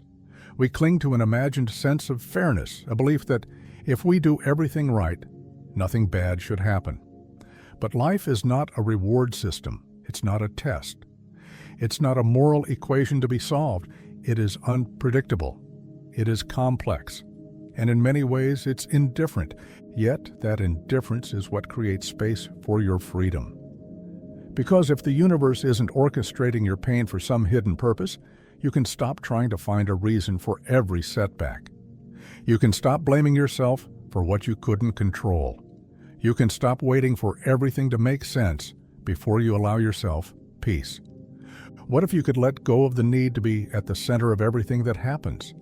Not as a rejection of your importance, but as a recognition of your place within something vast, mysterious, and ancient. The sun rises and sets, with or without your permission. The seasons shift. Stars are born and collapse into silence, millions of light years away. You are not the center of the universe, but you are part of it. And that connection, not control, is where peace lives. There's humility in realizing that the universe does not revolve around you, but there's also relief. Because if the universe isn't personal, then your pain isn't a punishment, your success isn't a reward, and your worth is not dependent on what happens to you. It simply is, like gravity, like the sky. Tonight, if your heart feels heavy, if life has gone in a direction you didn't plan for, allow yourself to step back. Let go of the story that says it's your fault. Let go of the belief that life has betrayed you. Let go of the idea that everything is supposed to add up. And breathe. Not everything is happening to you. Much of it is just happening. And your task is not to take it personally, but to live through it with grace, with presence, with the understanding that even when things fall apart, you are still here, still growing, still becoming. You don't need the universe to be for you or against you. You only need to be with it. Minimalism of the mind. Fewer thoughts, deeper clarity. We often hear about minimalism in the physical sense, decluttering our homes, simplifying our routines, letting go of what we don't need. But there's another space that's often far more crowded than any drawer or closet. A space most of us carry with us all day, every day. That space is the mind. Thoughts stream in constantly. Opinions, memories, worries, plans, replays, judgments, comparisons. One thought leads to another, and before we even realize it, our inner world has become filled with noise, like a room where every light is on, every drawer is open. Every alarm is going off at once, and in all that noise, something important gets lost. Clarity. Mental clutter doesn't always look dramatic. It can feel like subtle background tension, like a conversation you're half listening to on a loop. It can feel like thinking about something 20 times and still not making a decision. It can feel like having too many tabs open in your head with none of them fully loading. And the more we feed those thoughts, the more we confuse movement for direction. The mind, by nature, produces thoughts. That's what it does. But you don't have to follow every single one. You don't have to chase every worry to its worst-case ending or solve every imaginary problem before bed. Not every thought deserves your attention. Not every thought needs to be answered. Some are just passing weather, moving through. Minimalism of the mind isn't about thinking less just for the sake of silence. It's about creating space for insight, for calm, for presence. It's about choosing which thoughts are worth keeping and which can be gently released. Just like you'd clear a room to make it livable, you can clear your mental space to make it breathable. When your mind is quieter, even slightly, you begin to see things more clearly. You notice patterns. You hear your intuition more easily. You respond instead of reacting. You stop operating from anxiety and start moving from awareness. Life doesn't feel quite so overwhelming, not because the world has changed, but because your mind has become a clearer lens to view it through. You don't need to fight your thoughts to find stillness. The goal isn't to silence your mind through force. It's to simplify it through attention. To notice when a thought appears, to recognize it for what it is, just a thought, and then decide whether to engage with it or let it go. This is not about control. It's about compassion, about noticing the inner noise without judgment and choosing peace over preoccupation. A simpler mind doesn't mean a duller mind. It means a focused mind, a present mind, one that isn't being dragged in 10 directions at once. Tonight, as you settle into stillness, take a moment to check in, not with the outside world, but with your inner one. Ask yourself, what am I holding on to in my thoughts right now that isn't serving me? Maybe it's a decision you've already made, a conversation that's already over, a fear that hasn't happened. Notice it, thank it for visiting, and let it leave. Let your breath become your anchor. Let each exhale be an invitation to release a little more. Let your thoughts drift through like clouds in a wide sky, passing, not sticking. You don't need to analyze them. You don't need to stop them. Just let them be light. Let them be background, not center stage. Over time, this practice of mental minimalism becomes more natural. You start to choose which thoughts are worth keeping, just like you would choose which objects you want in your home. You begin to value mental spaciousness. You begin to protect your inner environment. And in that space, clarity comes. You start to think more deeply because you're not thinking constantly. You begin to listen more fully because the noise has softened. You begin to feel more peace, not because your life is perfect, but because your mind isn't trying to carry more than it needs to. You are allowed to rest from thinking. You are allowed to step out of the loop. You are allowed to feel quiet inside your own head. And from that quiet, your clearest self can emerge. Tonight, let the mind slow down. Let the thoughts pass. Let the silence arrive. And trust that in simplicity, you will find not less but more. You've survived 100% of your worst days. You're stronger than you think. There's something you probably don't give yourself enough credit for, something easy to overlook when the days are long, when the weight feels heavy, when the road ahead is unclear. But here you are, listening to this, breathing, existing in this exact moment. And that fact alone tells a powerful story. You've survived everything you once thought you couldn't. Think about it for a moment. Every heartbreak, every disappointment, every late night you laid awake, overwhelmed or grieving or lost. Every time your chest tightened with anxiety, every conversation that left you shaken, every change you didn't feel ready for, every loss you thought you wouldn't recover from, you lived through all of it. It didn't break you, not completely. Maybe it bent you. Maybe it reshaped you.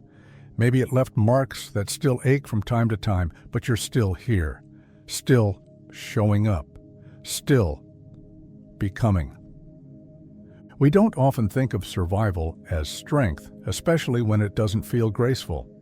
But strength isn't always loud. It isn't always heroic in the way we imagine.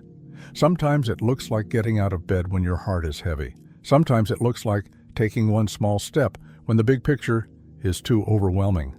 Sometimes strength is simply choosing not to give up, even when everything inside you wants to. You've had days when you were certain you wouldn't make it through, and yet you did. Somehow you carried yourself here, through fear, through doubt, through circumstances that didn't make sense and didn't seem fair. That wasn't luck, that was you. And even if you didn't have it all figured out, even if you broke down, made mistakes, fell apart in the process, it doesn't take away from the truth. You made it.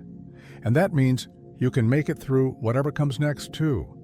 We often wait for someone else to tell us we're strong, but maybe it's time to recognize it in ourselves, to stop underestimating the quiet resilience it takes to keep living with an open heart, to keep believing in new beginnings when you've known so many endings, to keep hoping, even softly, after disappointment.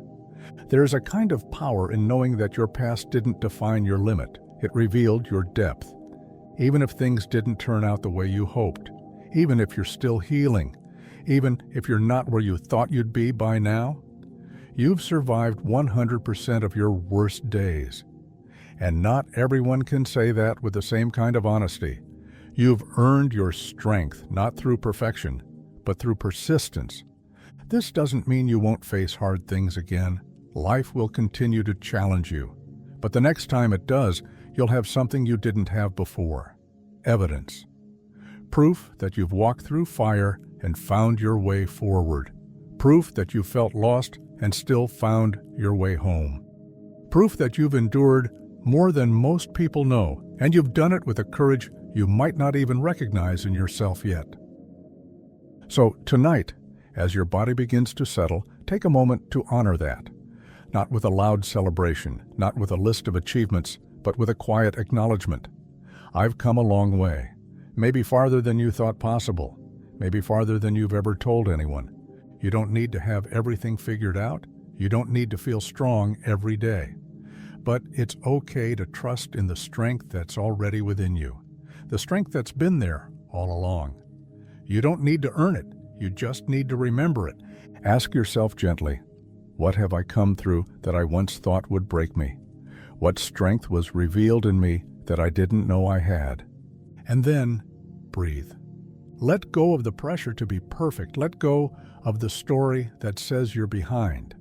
Let go of the belief that your struggle makes you weak. Because the truth is the opposite. Your struggle is proof that you are still fighting, still moving, still alive. And that matters more than you know. You're stronger than you think, stronger than yesterday, stronger than the voice in your head that still doubts it. Rest in that truth. Let it hold you. You've survived 100% of your worst days. And you're still here, still becoming, still beautifully, quietly strong, presence over perfection. Show up even imperfectly. There's a quiet pressure that so many of us carry, a pressure to get it right, to say the right thing, to make the right choice, to be strong, composed, successful, polished. We convince ourselves that showing up only counts if we're doing it perfectly. And so we wait. We hold back. We delay our own presence, hoping that once everything is lined up just right, then we'll finally be enough. But perfection is a moving target. The more you chase it, the farther away it seems to get. The truth is, no moment has ever demanded that you be perfect. What it needs, what it's always needed, is that you simply show up, fully, genuinely, imperfectly maybe, but with heart. Presence over perfection. That's the shift, because presence is real. It's felt. It connects. Perfection, on the other hand, is a mask, an idea of who you think you're supposed to be. And the more you chase that idea, the more disconnected you become from others and from yourself. When you choose presence, you give yourself permission to be exactly where you are. No need to fix, polish, or perform, just to be. To listen when you don't know what to say, to speak when your voice shakes, to love when you're scared, to begin when you feel unprepared. That's courage, that's truth, that's enough. And the beautiful irony is, when you stop striving to be perfect, you actually become more impactful. People don't remember your perfection. They remember your presence. The way you made them feel seen, the way you were willing to show up raw, honest, human.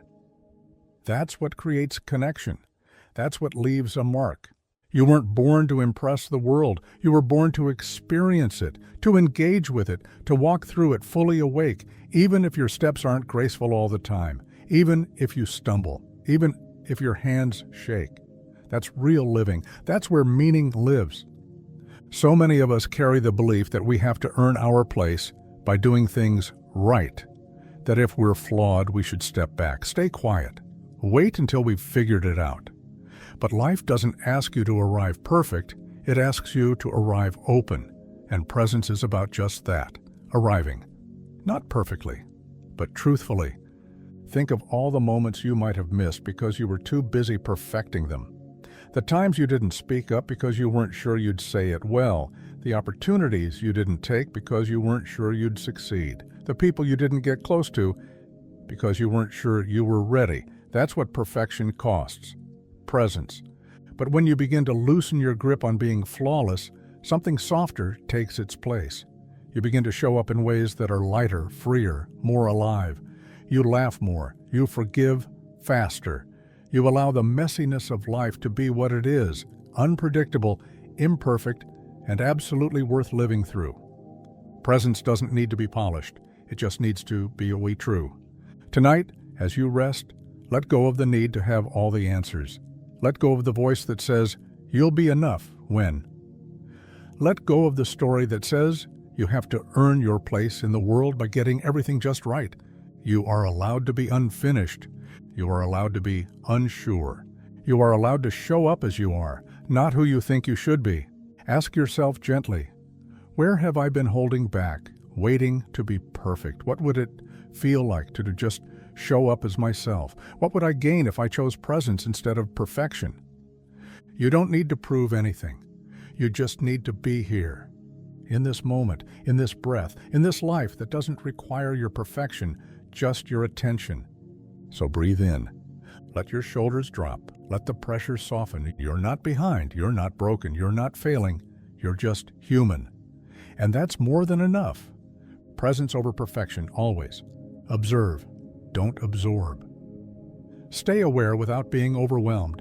You don't have to carry everything you notice. Just because you sense something doesn't mean it belongs to you.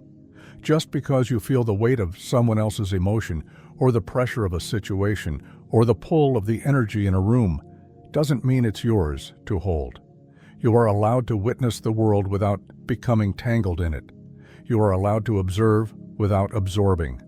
There's a quiet strength in that distinction. Being sensitive, intuitive, deeply aware, it's a gift. But if you don't create space between what you feel and what you carry, that gift can become a burden. When you absorb everything, you begin to lose track of what's yours. Your mind becomes crowded.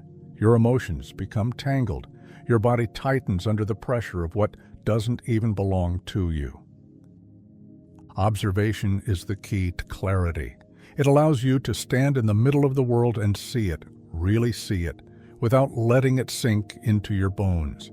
You can notice the chaos without becoming chaotic. You can hear the fear in someone's voice without making it your own.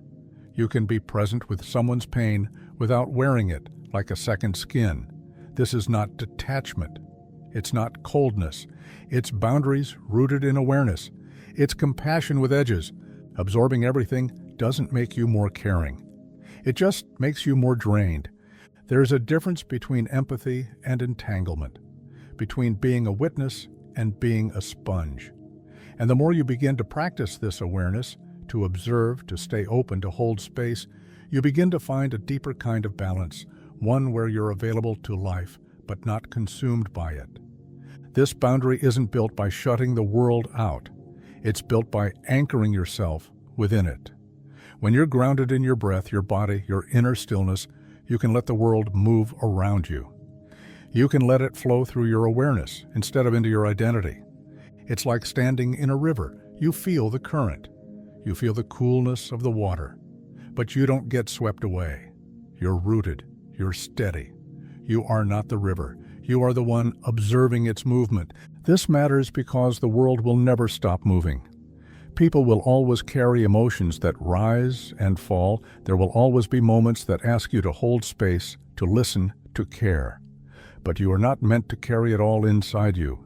You're not meant to absorb everyone else's urgency, confusion, fear, or expectation. You are allowed to care deeply without collapsing into the energy around you. You are allowed to feel without becoming the feeling. That's what emotional sovereignty looks like. And it begins by noticing what enters your space and choosing what you keep. As you rest here tonight, ask yourself, what have I been absorbing that isn't mine? What emotion, expectation, or energy have I taken in unconsciously? Let that question settle without pressure. Don't rush to name everything, just start to notice. Was there a conversation that left you heavy, even though it had nothing to do with you? Was there a moment you said yes when your body wanted to say no? Have you been carrying tension that isn't connected to your own life, but someone else's stress? Let it come to the surface, not to be judged, just to be seen. That's the first step toward release. Now gently remind yourself, I can witness without carrying. I can be open without being overwhelmed. I can stay aware without absorbing what's not mine.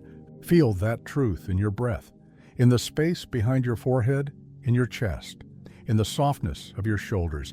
Let your body release what it no longer needs to hold. This moment is yours. This stillness is yours.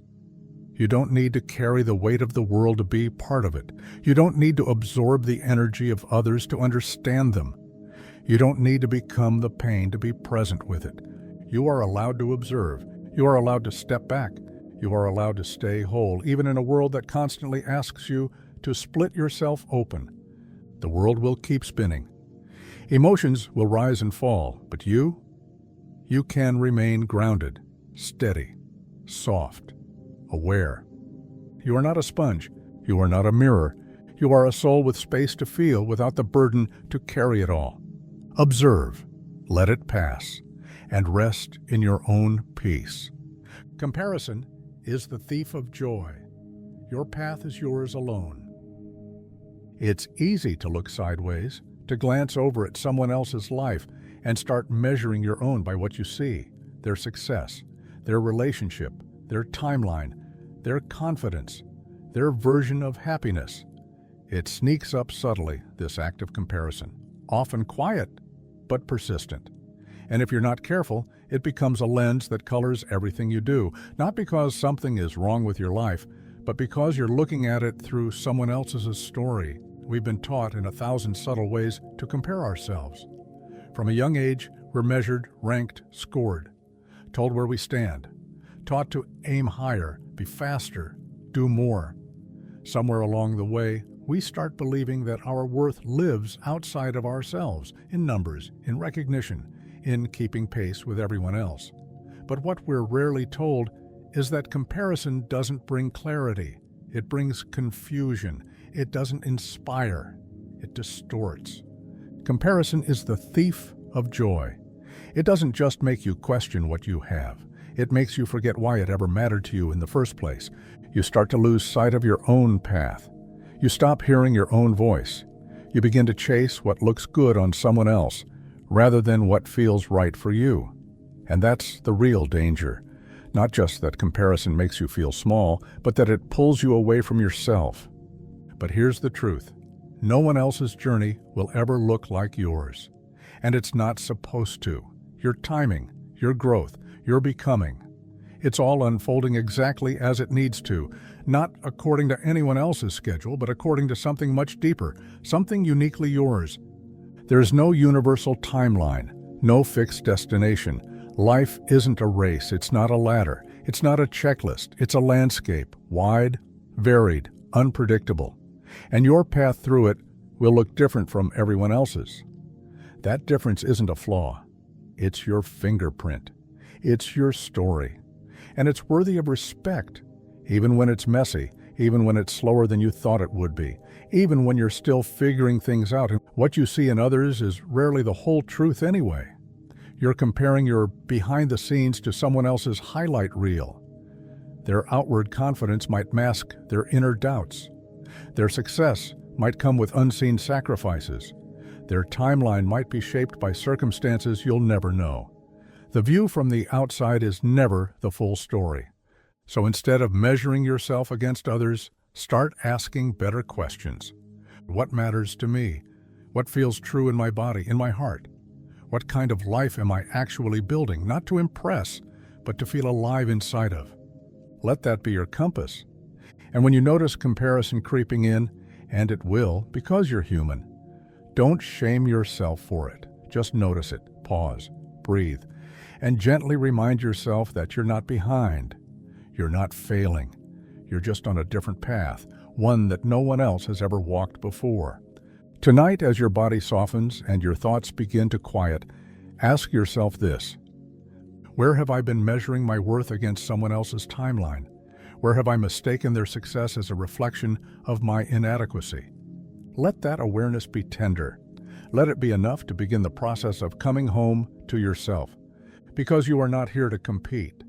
You are not here to mimic someone else's dream. You are here to live your own, to unfold at your own pace, to discover meaning not through comparison, but through authenticity. And when you choose to let go of that need to match or surpass or prove, something opens. You begin to experience joy not as a reward, but as a way of being. Not something you earn by catching up, but something you feel by slowing down and noticing what's already here. You have not missed your moment. You have not fallen behind. You are not late.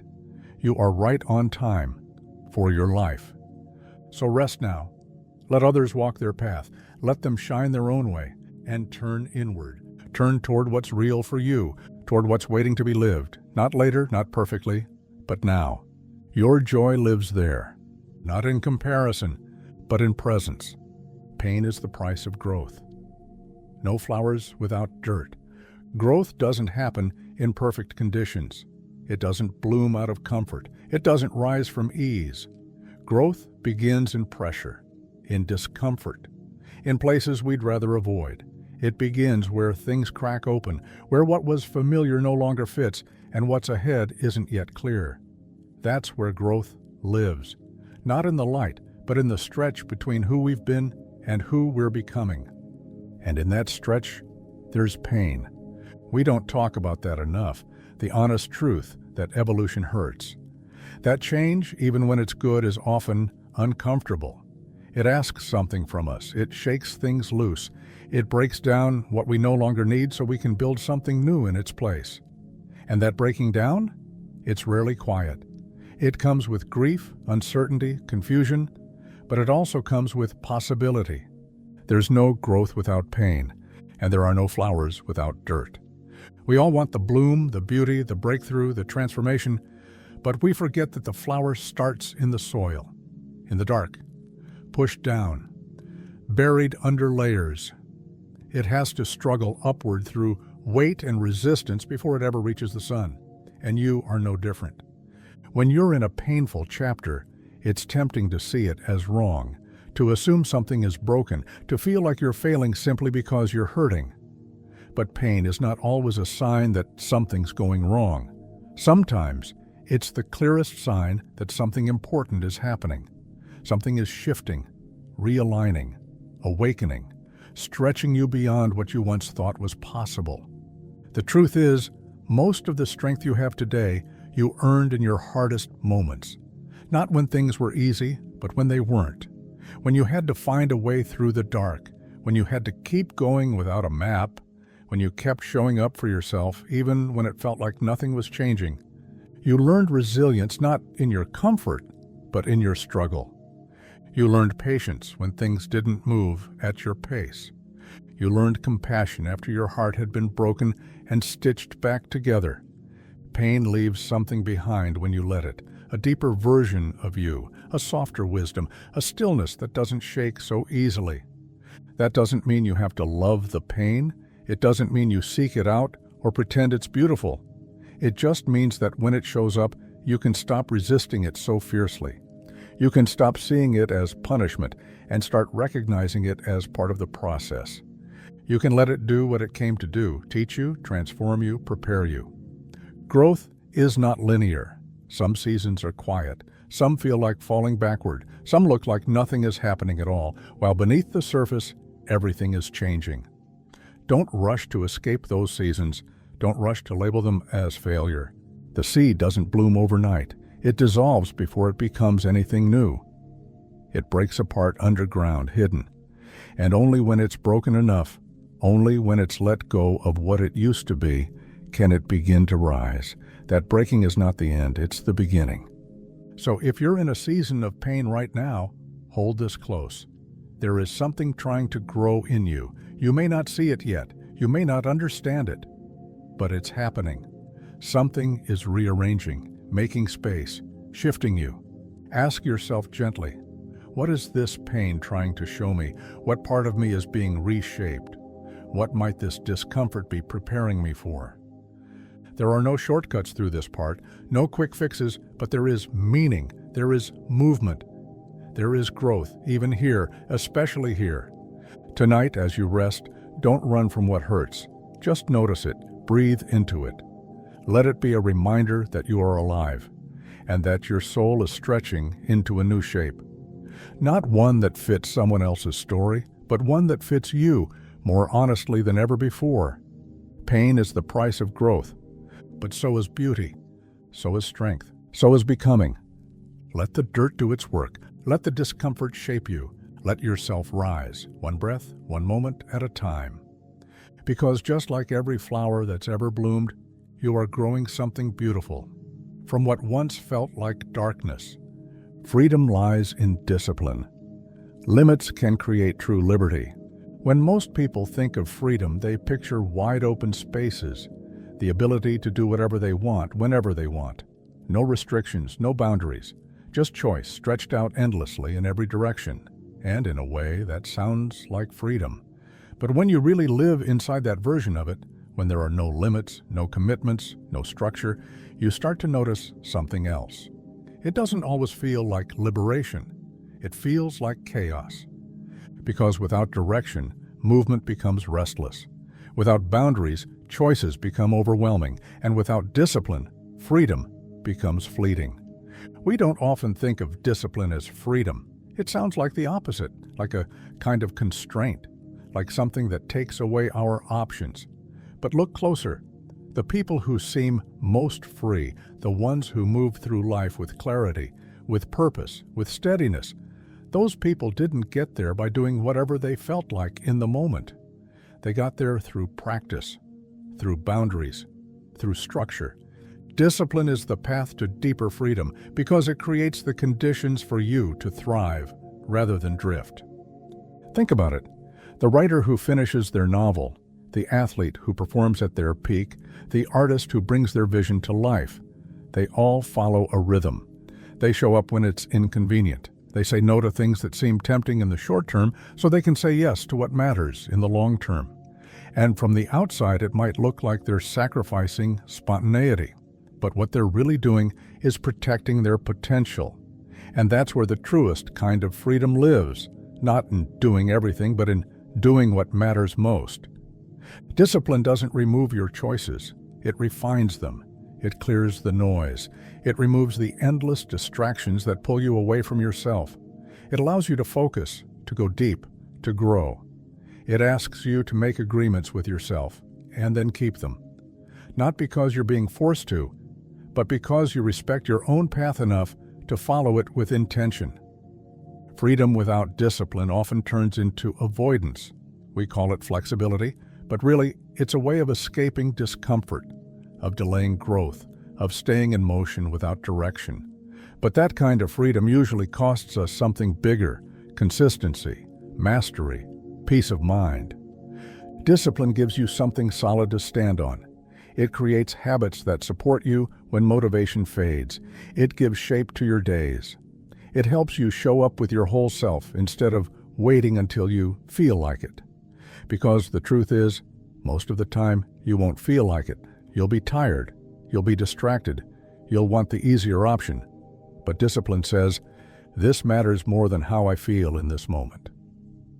And that decision to act from principle instead of mood is where strength begins. Quiet strength, the kind that builds slowly beneath the surface until one day you realize you've become someone you can trust, not someone who always has it together, but someone who shows up anyway. So tonight, as you settle into stillness, ask yourself gently, where have I been confusing freedom with avoidance? What commitments to myself have I abandoned in the name of flexibility? And what would it look like to create a structure that supports my growth, not as punishment, but as devotion? You don't need to control every detail of your life, but you do need to anchor yourself in something steady, a rhythm, a practice, a boundary, not to limit your spirit, but to give it a space to move freely. Think of a river. Its power doesn't come from water running in every direction. It comes from its channel, from the banks that hold it, guide it, shape it. The river is wild, but it's also contained. That's what gives it strength. That's what lets it carve through stone. You can be like that, fluid, but focused, free, but grounded. Discipline doesn't trap you, it frees you from the chaos of indecision, from the pull of habits that no longer serve you, from the endless loop of starting over. And in that freedom, you'll find a deeper peace, one that isn't based on doing whatever you want, but on knowing who you are and living in alignment with that truth. So, rest now. Let go of the need to do everything. Let go of the fear that structure will steal your joy. The right limits don't cage you, they carry you. Freedom lies in discipline, and that discipline starts with devotion to yourself. Nature doesn't rush, yet everything gets done. Lao Tzu. Patience is a power move. There's a quiet rhythm to the natural world, one that doesn't hurry, doesn't force, doesn't panic when things take time. The seasons unfold in their own way. Trees grow inch by inch. Rivers carve canyons over centuries. Nothing is rushed, yet somehow everything is accomplished. This is the wisdom of nature, and it's a wisdom most of us have forgotten. We live in a world that idolizes speed. We chase efficiency, celebrate quick results, and expect instant answers. Somewhere along the way, we started believing that if something isn't happening fast, it must not be happening at all. But speed isn't always progress.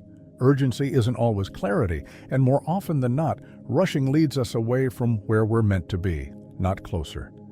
Lao Tzu said, "Nature does not hurry, yet everything is accomplished." There's no rush in a sunrise, no pressure in the unfolding of a leaf, no timeline stamped on the tides. Nature moves with trust, not tension. And the more you align yourself with that rhythm, the more peace you begin to feel, not because everything changes overnight, but because you stop fighting the pace of your own becoming. Patience isn't passivity.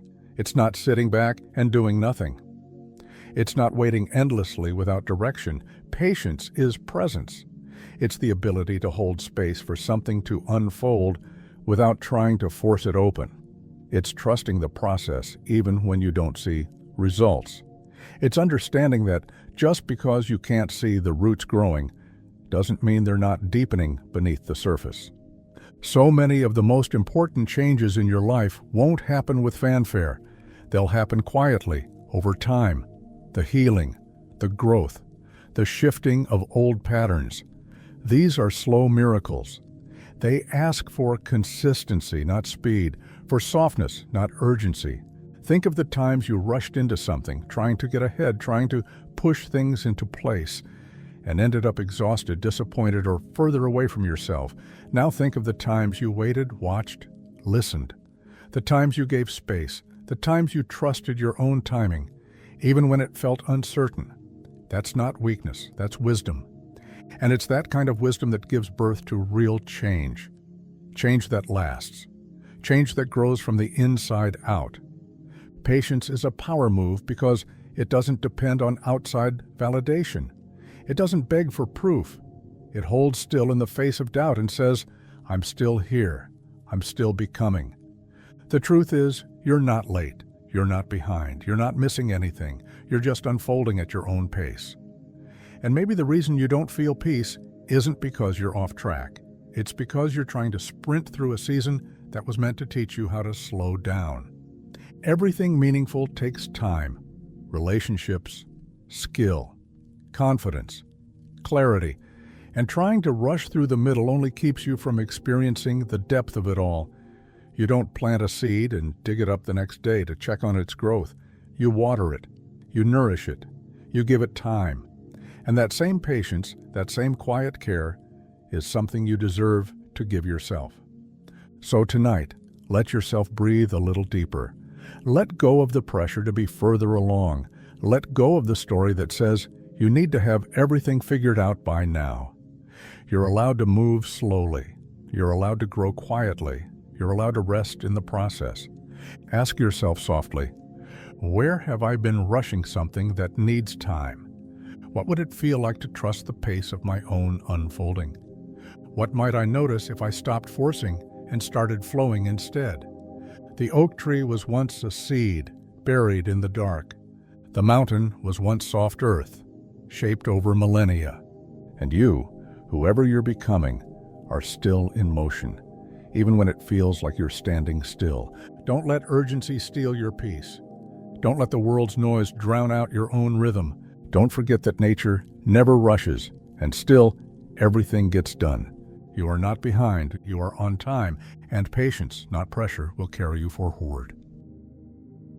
We're so used to moving quickly, from task to task, from one screen to the next, from thought to thought without even finishing the last one. Life becomes a race we don't remember entering, a race to be better, to get more done, to keep up with everything and everyone. But somewhere inside that constant motion, something gets lost. You can move so fast that your soul falls a few steps behind. You've probably felt it before, that strange sensation of being there but not fully there, of living your life on the surface, checking boxes, making progress, staying busy, but without feeling grounded in any of it. You're present in body but not in spirit. You're getting things done but not really taking anything in. And in those moments, what you need isn't more productivity. What you need is stillness. What you need is space. You need to let your soul catch up. Because your soul doesn't rush. It doesn't live by deadlines. It doesn't care how much you've achieved or how much further you think you should be by now. Your soul speaks in a slower language, one made of breath, one made of silence, one made of deep presence. It doesn't rise when you're moving fast, it rises when you pause. But slowing down is hard, especially in a world that rewards speed. Slowing down feels like falling behind, like wasting time, like losing your edge. But it's the opposite. When you slow down, not out of laziness, but out of intentionality, you reconnect with something you've been missing, yourself. Your feelings begin to surface, not just the easy ones, but the real ones. The grief that never had time to be acknowledged, the joy that got skipped over too quickly, the questions you've been too distracted to ask. When you create space, those deeper layers rise, not to overwhelm you, but to bring you home. There is a reason so many of life's most meaningful moments happen in the quiet, on long walks, in early mornings, in the pause after a deep breath, in the silence between words. These are the moments when the soul is loudest, not because it shouts, but because you finally slowed down enough to hear it. Letting your soul catch up means giving yourself permission to stop rushing. It means saying no to things that keep you disconnected. It means noticing when your nervous system is moving faster than your heart can follow. It means dropping the need to always be on and learning how to just be. It's okay to move slowly. It's okay to not always be productive. It's okay to rest, not as a reward, but as a ritual. You don't earn rest. You need it, like water, like sunlight. You don't have to wait until burnout to listen to your body. You don't have to hit a wall before you decide to soften. You can choose to slow down now. You can choose to let yourself feel, really feel what it's like to be alive, even in this moment, even if it's imperfect. And what you'll notice when you do is that the depth returns. You taste your food again. You hear the emotion in someone's voice. You remember what it feels like to be in your body, not just in your head. You become more aware, more intuitive, more grounded, not because you added anything, but because you finally stopped long enough to receive what was already here. So tonight, as you lie still, ask yourself, have I been outrunning something inside of me? What have I been too busy to feel, too fast to notice, too distracted to hold? What might change if I let my soul catch up, just for tonight? You don't need to solve anything right now. You don't need to make a plan. Just be here, with your breath, with your body, with this moment. Slow down. Let the thoughts quiet. Let the tension drop from your shoulders. Let the silence speak. Let the part of you that's always known the way, the part that doesn't live in fear or urgency, rise back to the surface. You don't need to run to find yourself. You only need to pause, to soften, to make room, because the deepest truth isn't found in the rush. It's found in the return. And your soul has been waiting for you to slow down long enough, to come home. The void is not empty, it's full of potential. Begin again. There are moments in life when everything goes still, when the momentum you were riding fades and what's left is silence, a blank space, a pause you didn't expect. You might call it an ending. You might call it a loss. You might not have words for it at all, only a sense of something being gone, without anything new yet taking its place.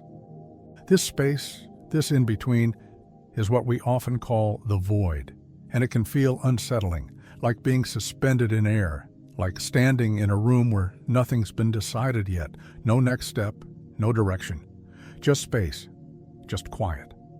But what if that silence isn't empty? What if that blankness isn't lifeless? What if the void is not a punishment, but a preparation? Because the void is not a vacuum. It's not absence for the sake of absence. It's the space where new life quietly begins to form, where potential gathers before it has shape, where stillness makes room for something deeper, something not yet visible, but already growing. Think of a garden in winter. Everything looks dead on the surface. The branches are bare. The soil is cold. But underground, something is happening. Roots are deepening. Seeds are resting, waiting for the right conditions to wake. There's no movement to see, but that doesn't mean there's no life. The same is true for you. You may feel like you're in a pause, like things have fallen away, like nothing is working, but perhaps what you're really in is the space before the next beginning, the space where your next chapter is finding room to breathe. This is not the end. This is the clearing. We often resist the void. We try to fill it quickly, with distractions, with explanations, with noise. But what if the void doesn't need to be filled? What if it needs to be honored, not as an empty stage, but as sacred ground, the kind of place where old identities fall away and new truths can take root? Beginnings rarely feel like beginnings. They usually feel like endings, like silence, like stillness. But look back on your life and notice how many beautiful things began when something else stopped. How many doors opened only after you sat in that uncertain space, unsure of what was next. The void invites you to trust that something is happening, even if you can't see it yet. It asks you to believe not in what's here, but in what could be. Not with urgency, but with reverence. Because it's in this quiet space that your soul begins to rearrange, to dream again, to imagine, to listen, to reset. And from that stillness, a whisper eventually rises. Begin again. Not the way you began last time. Not with the same goals, the same patterns, the same weight, but with a new awareness, a softer strength, a clearer intention. Because the void changes you. It clears away what no longer fits. It teaches you what really matters. And when you emerge, you don't have to carry what you used to. You're allowed to start lighter. So tonight, if you feel like something's missing, if your path feels unclear, if you're sitting in the strange space between what was and what will be, take a breath. And another. Let go of the pressure to figure it all out right now. Let go of the belief that this pause means you're failing. It doesn't. This stillness is not a stop, it's a beginning. Quiet, patient, honest. Ask yourself gently, what am I being invited to let go of? What wants to grow in the space I've been calling empty? What if I stopped filling it with noise and simply waited to see what speaks from the silence? You don't need to rush into something new just to escape the unknown. You don't need to explain why things ended. You don't need to label the in-between. You only need to breathe, to notice, to listen.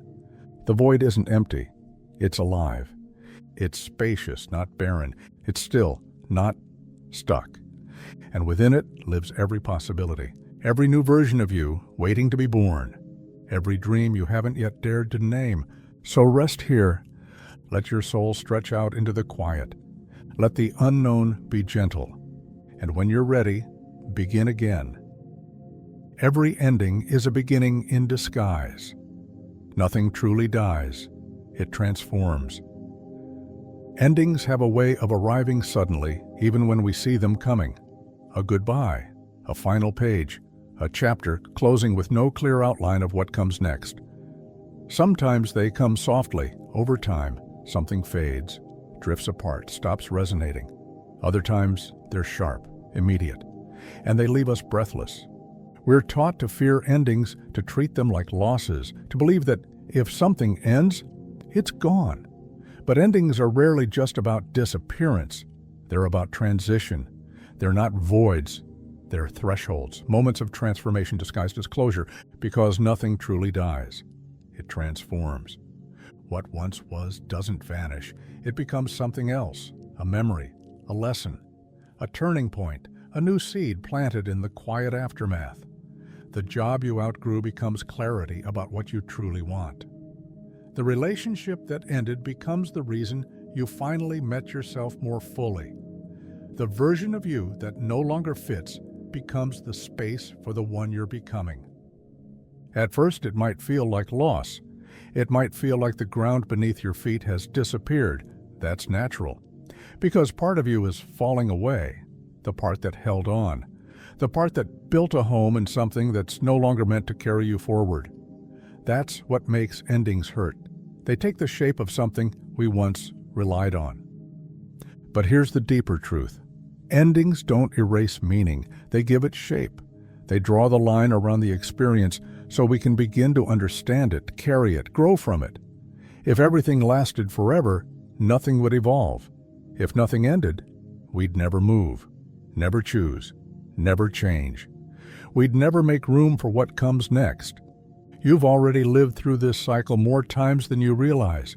Think about it. How many versions of you have existed and passed already? The child, the teenager, the version of you from 5 years ago. You've ended and begun again hundreds of times, and each time something essential was carried forward. Not everything, but what mattered. The rest, it transformed. The end is never just the end. It's also the beginning of what you couldn't see yet, of what hadn't taken form. Sometimes the next chapter takes time to appear. Sometimes the space between is uncomfortable, but just because it's unclear doesn't mean it's empty. It's filling itself, slowly, with what you're now ready for. The old gives way to the new not as an abandonment, but as an invitation. A gentle invitation to shed what no longer fits, not out of failure, but out of evolution. Grief often walks beside transformation. Let it. Let the ending hurt if it needs to. Let yourself feel the weight of what's shifting. This isn't about pretending it doesn't matter. It's about learning how to let it matter and let it move. Tonight, as your body softens into rest, ask yourself quietly, what is ending in my life that I've been resisting? What part of me is being invited to transform, even if I don't fully understand what it's becoming? What would it feel like to trust this ending as part of a larger beginning? You don't need to know the whole story. You only need to listen for the next step. That's how all beginnings start, not with certainty, but with willingness, with space. with the courage to let go of one shape and wait patiently for the next to reveal itself. This transition you're in, it's not a failure. This pause, it's not wasted time. This ending, it's not the end of you. It's the edge of something new, something forming slowly in the background. It may be quiet, it may be invisible, but it's happening. Growth often begins in silence, so rest. Let what's ending dissolve in peace. Let what's beginning rise without force. And trust that no part of your journey is lost. Nothing truly dies. Everything transforms. And every ending you've ever lived through has carried you here, whole, capable, still becoming. This is not the end. This is the shape of a new beginning, just waiting for you to step into it. You are a guest in this world. Treat life with gratitude and awe. You weren't promised this life. You didn't earn your first breath. You didn't negotiate your way into existence. You simply arrived, like a guest invited into a world already in motion. The trees were here before you. The rivers were flowing. The stars were burning in the sky. Long before you opened your eyes, life was unfolding. And one day, without any announcement, you stepped into it. Borrowed time, borrowed body, borrowed air. You're not the owner of this world. You're a guest. Here for a while, but not forever. There is a quiet kind of wisdom in remembering that, because it changes how you move through the world. It softens entitlement. It deepens presence. It reminds you that nothing here is owed to you, and yet everything is offered, moment by moment, breath by breath, freely and without condition. To be a guest is not to be small. It's to be aware. Aware of how temporary everything is, aware of the beauty that surrounds you, aware of the fragility of this life, and the wonder of getting to experience it at all. There's no guarantee you'll wake up tomorrow, no guarantee the people you love will stay, no guarantee of health, of time, of another chance to do this again. And yet, we're here, right now, with a beating heart and open sky above us. That is a miracle, one we forget too easily. We rush, we complain, we demand, we get caught in the loops of what's missing, what's unfair, what isn't going according to plan. But the guest doesn't take the house for granted. The guest walks in and notices. The light through the window, the warmth in the room, the food on the table, the laughter echoing down the hall. To live as a guest is to live with gratitude and awe, not as a performance, not as a chore, but as a natural response to the sheer improbability of being alive in the first place. Every sunrise is a gift. Every breath is a gift. Every chance to start again, even after failure, even after heartbreak, is a gift. The more you remember that you are a guest here, the less you cling. The less you try to control, the more you begin to let life happen through you, not just around you. You speak more kindly, you listen more closely, you move with intention, not haste. And when you do that, something shifts inside. Life becomes less of a checklist and more of a ceremony, less about getting somewhere and more about being here right now, for however long you're allowed to stay. Because that's all this is, really, a stay. You'll leave one day, just like everyone does. You'll close your eyes one final time, and this whole world, the sounds, the people, the sky, the love, will pass from your hands. And that's not something to fear. It's something to remember. It's what gives everything weight, meaning, urgency. You don't have to know what comes next. You don't have to have all the answers. You just have to recognize how precious this is, how precious you are. Not because you've done everything right, but because you're here, even now, even in this moment, listening, breathing, being. So, tonight, let yourself soften. Let go of the illusion that you need to have more to be enough. Let go of the belief that your life needs to be bigger, faster, fuller to matter. You are already living inside the miracle. You don't need to chase it. You only need to notice it. Ask yourself quietly, where have I been moving through life like a permanent resident, forgetting the gift of being here? What would it look like to treat this life, not just the beautiful parts, but all of it, with reverence, with awe? You're a guest here, a welcomed one, not by your own doing, but by the mystery that brought you into this world and will one day carry you back out of it. And until then, live wide awake. Say thank you often. Stand in wonder more than you demand answers. Be gentle with yourself, with others, with this fragile world. You don't need to own it. You only need to honor it. You are a guest. And what a gift it is to be here at all.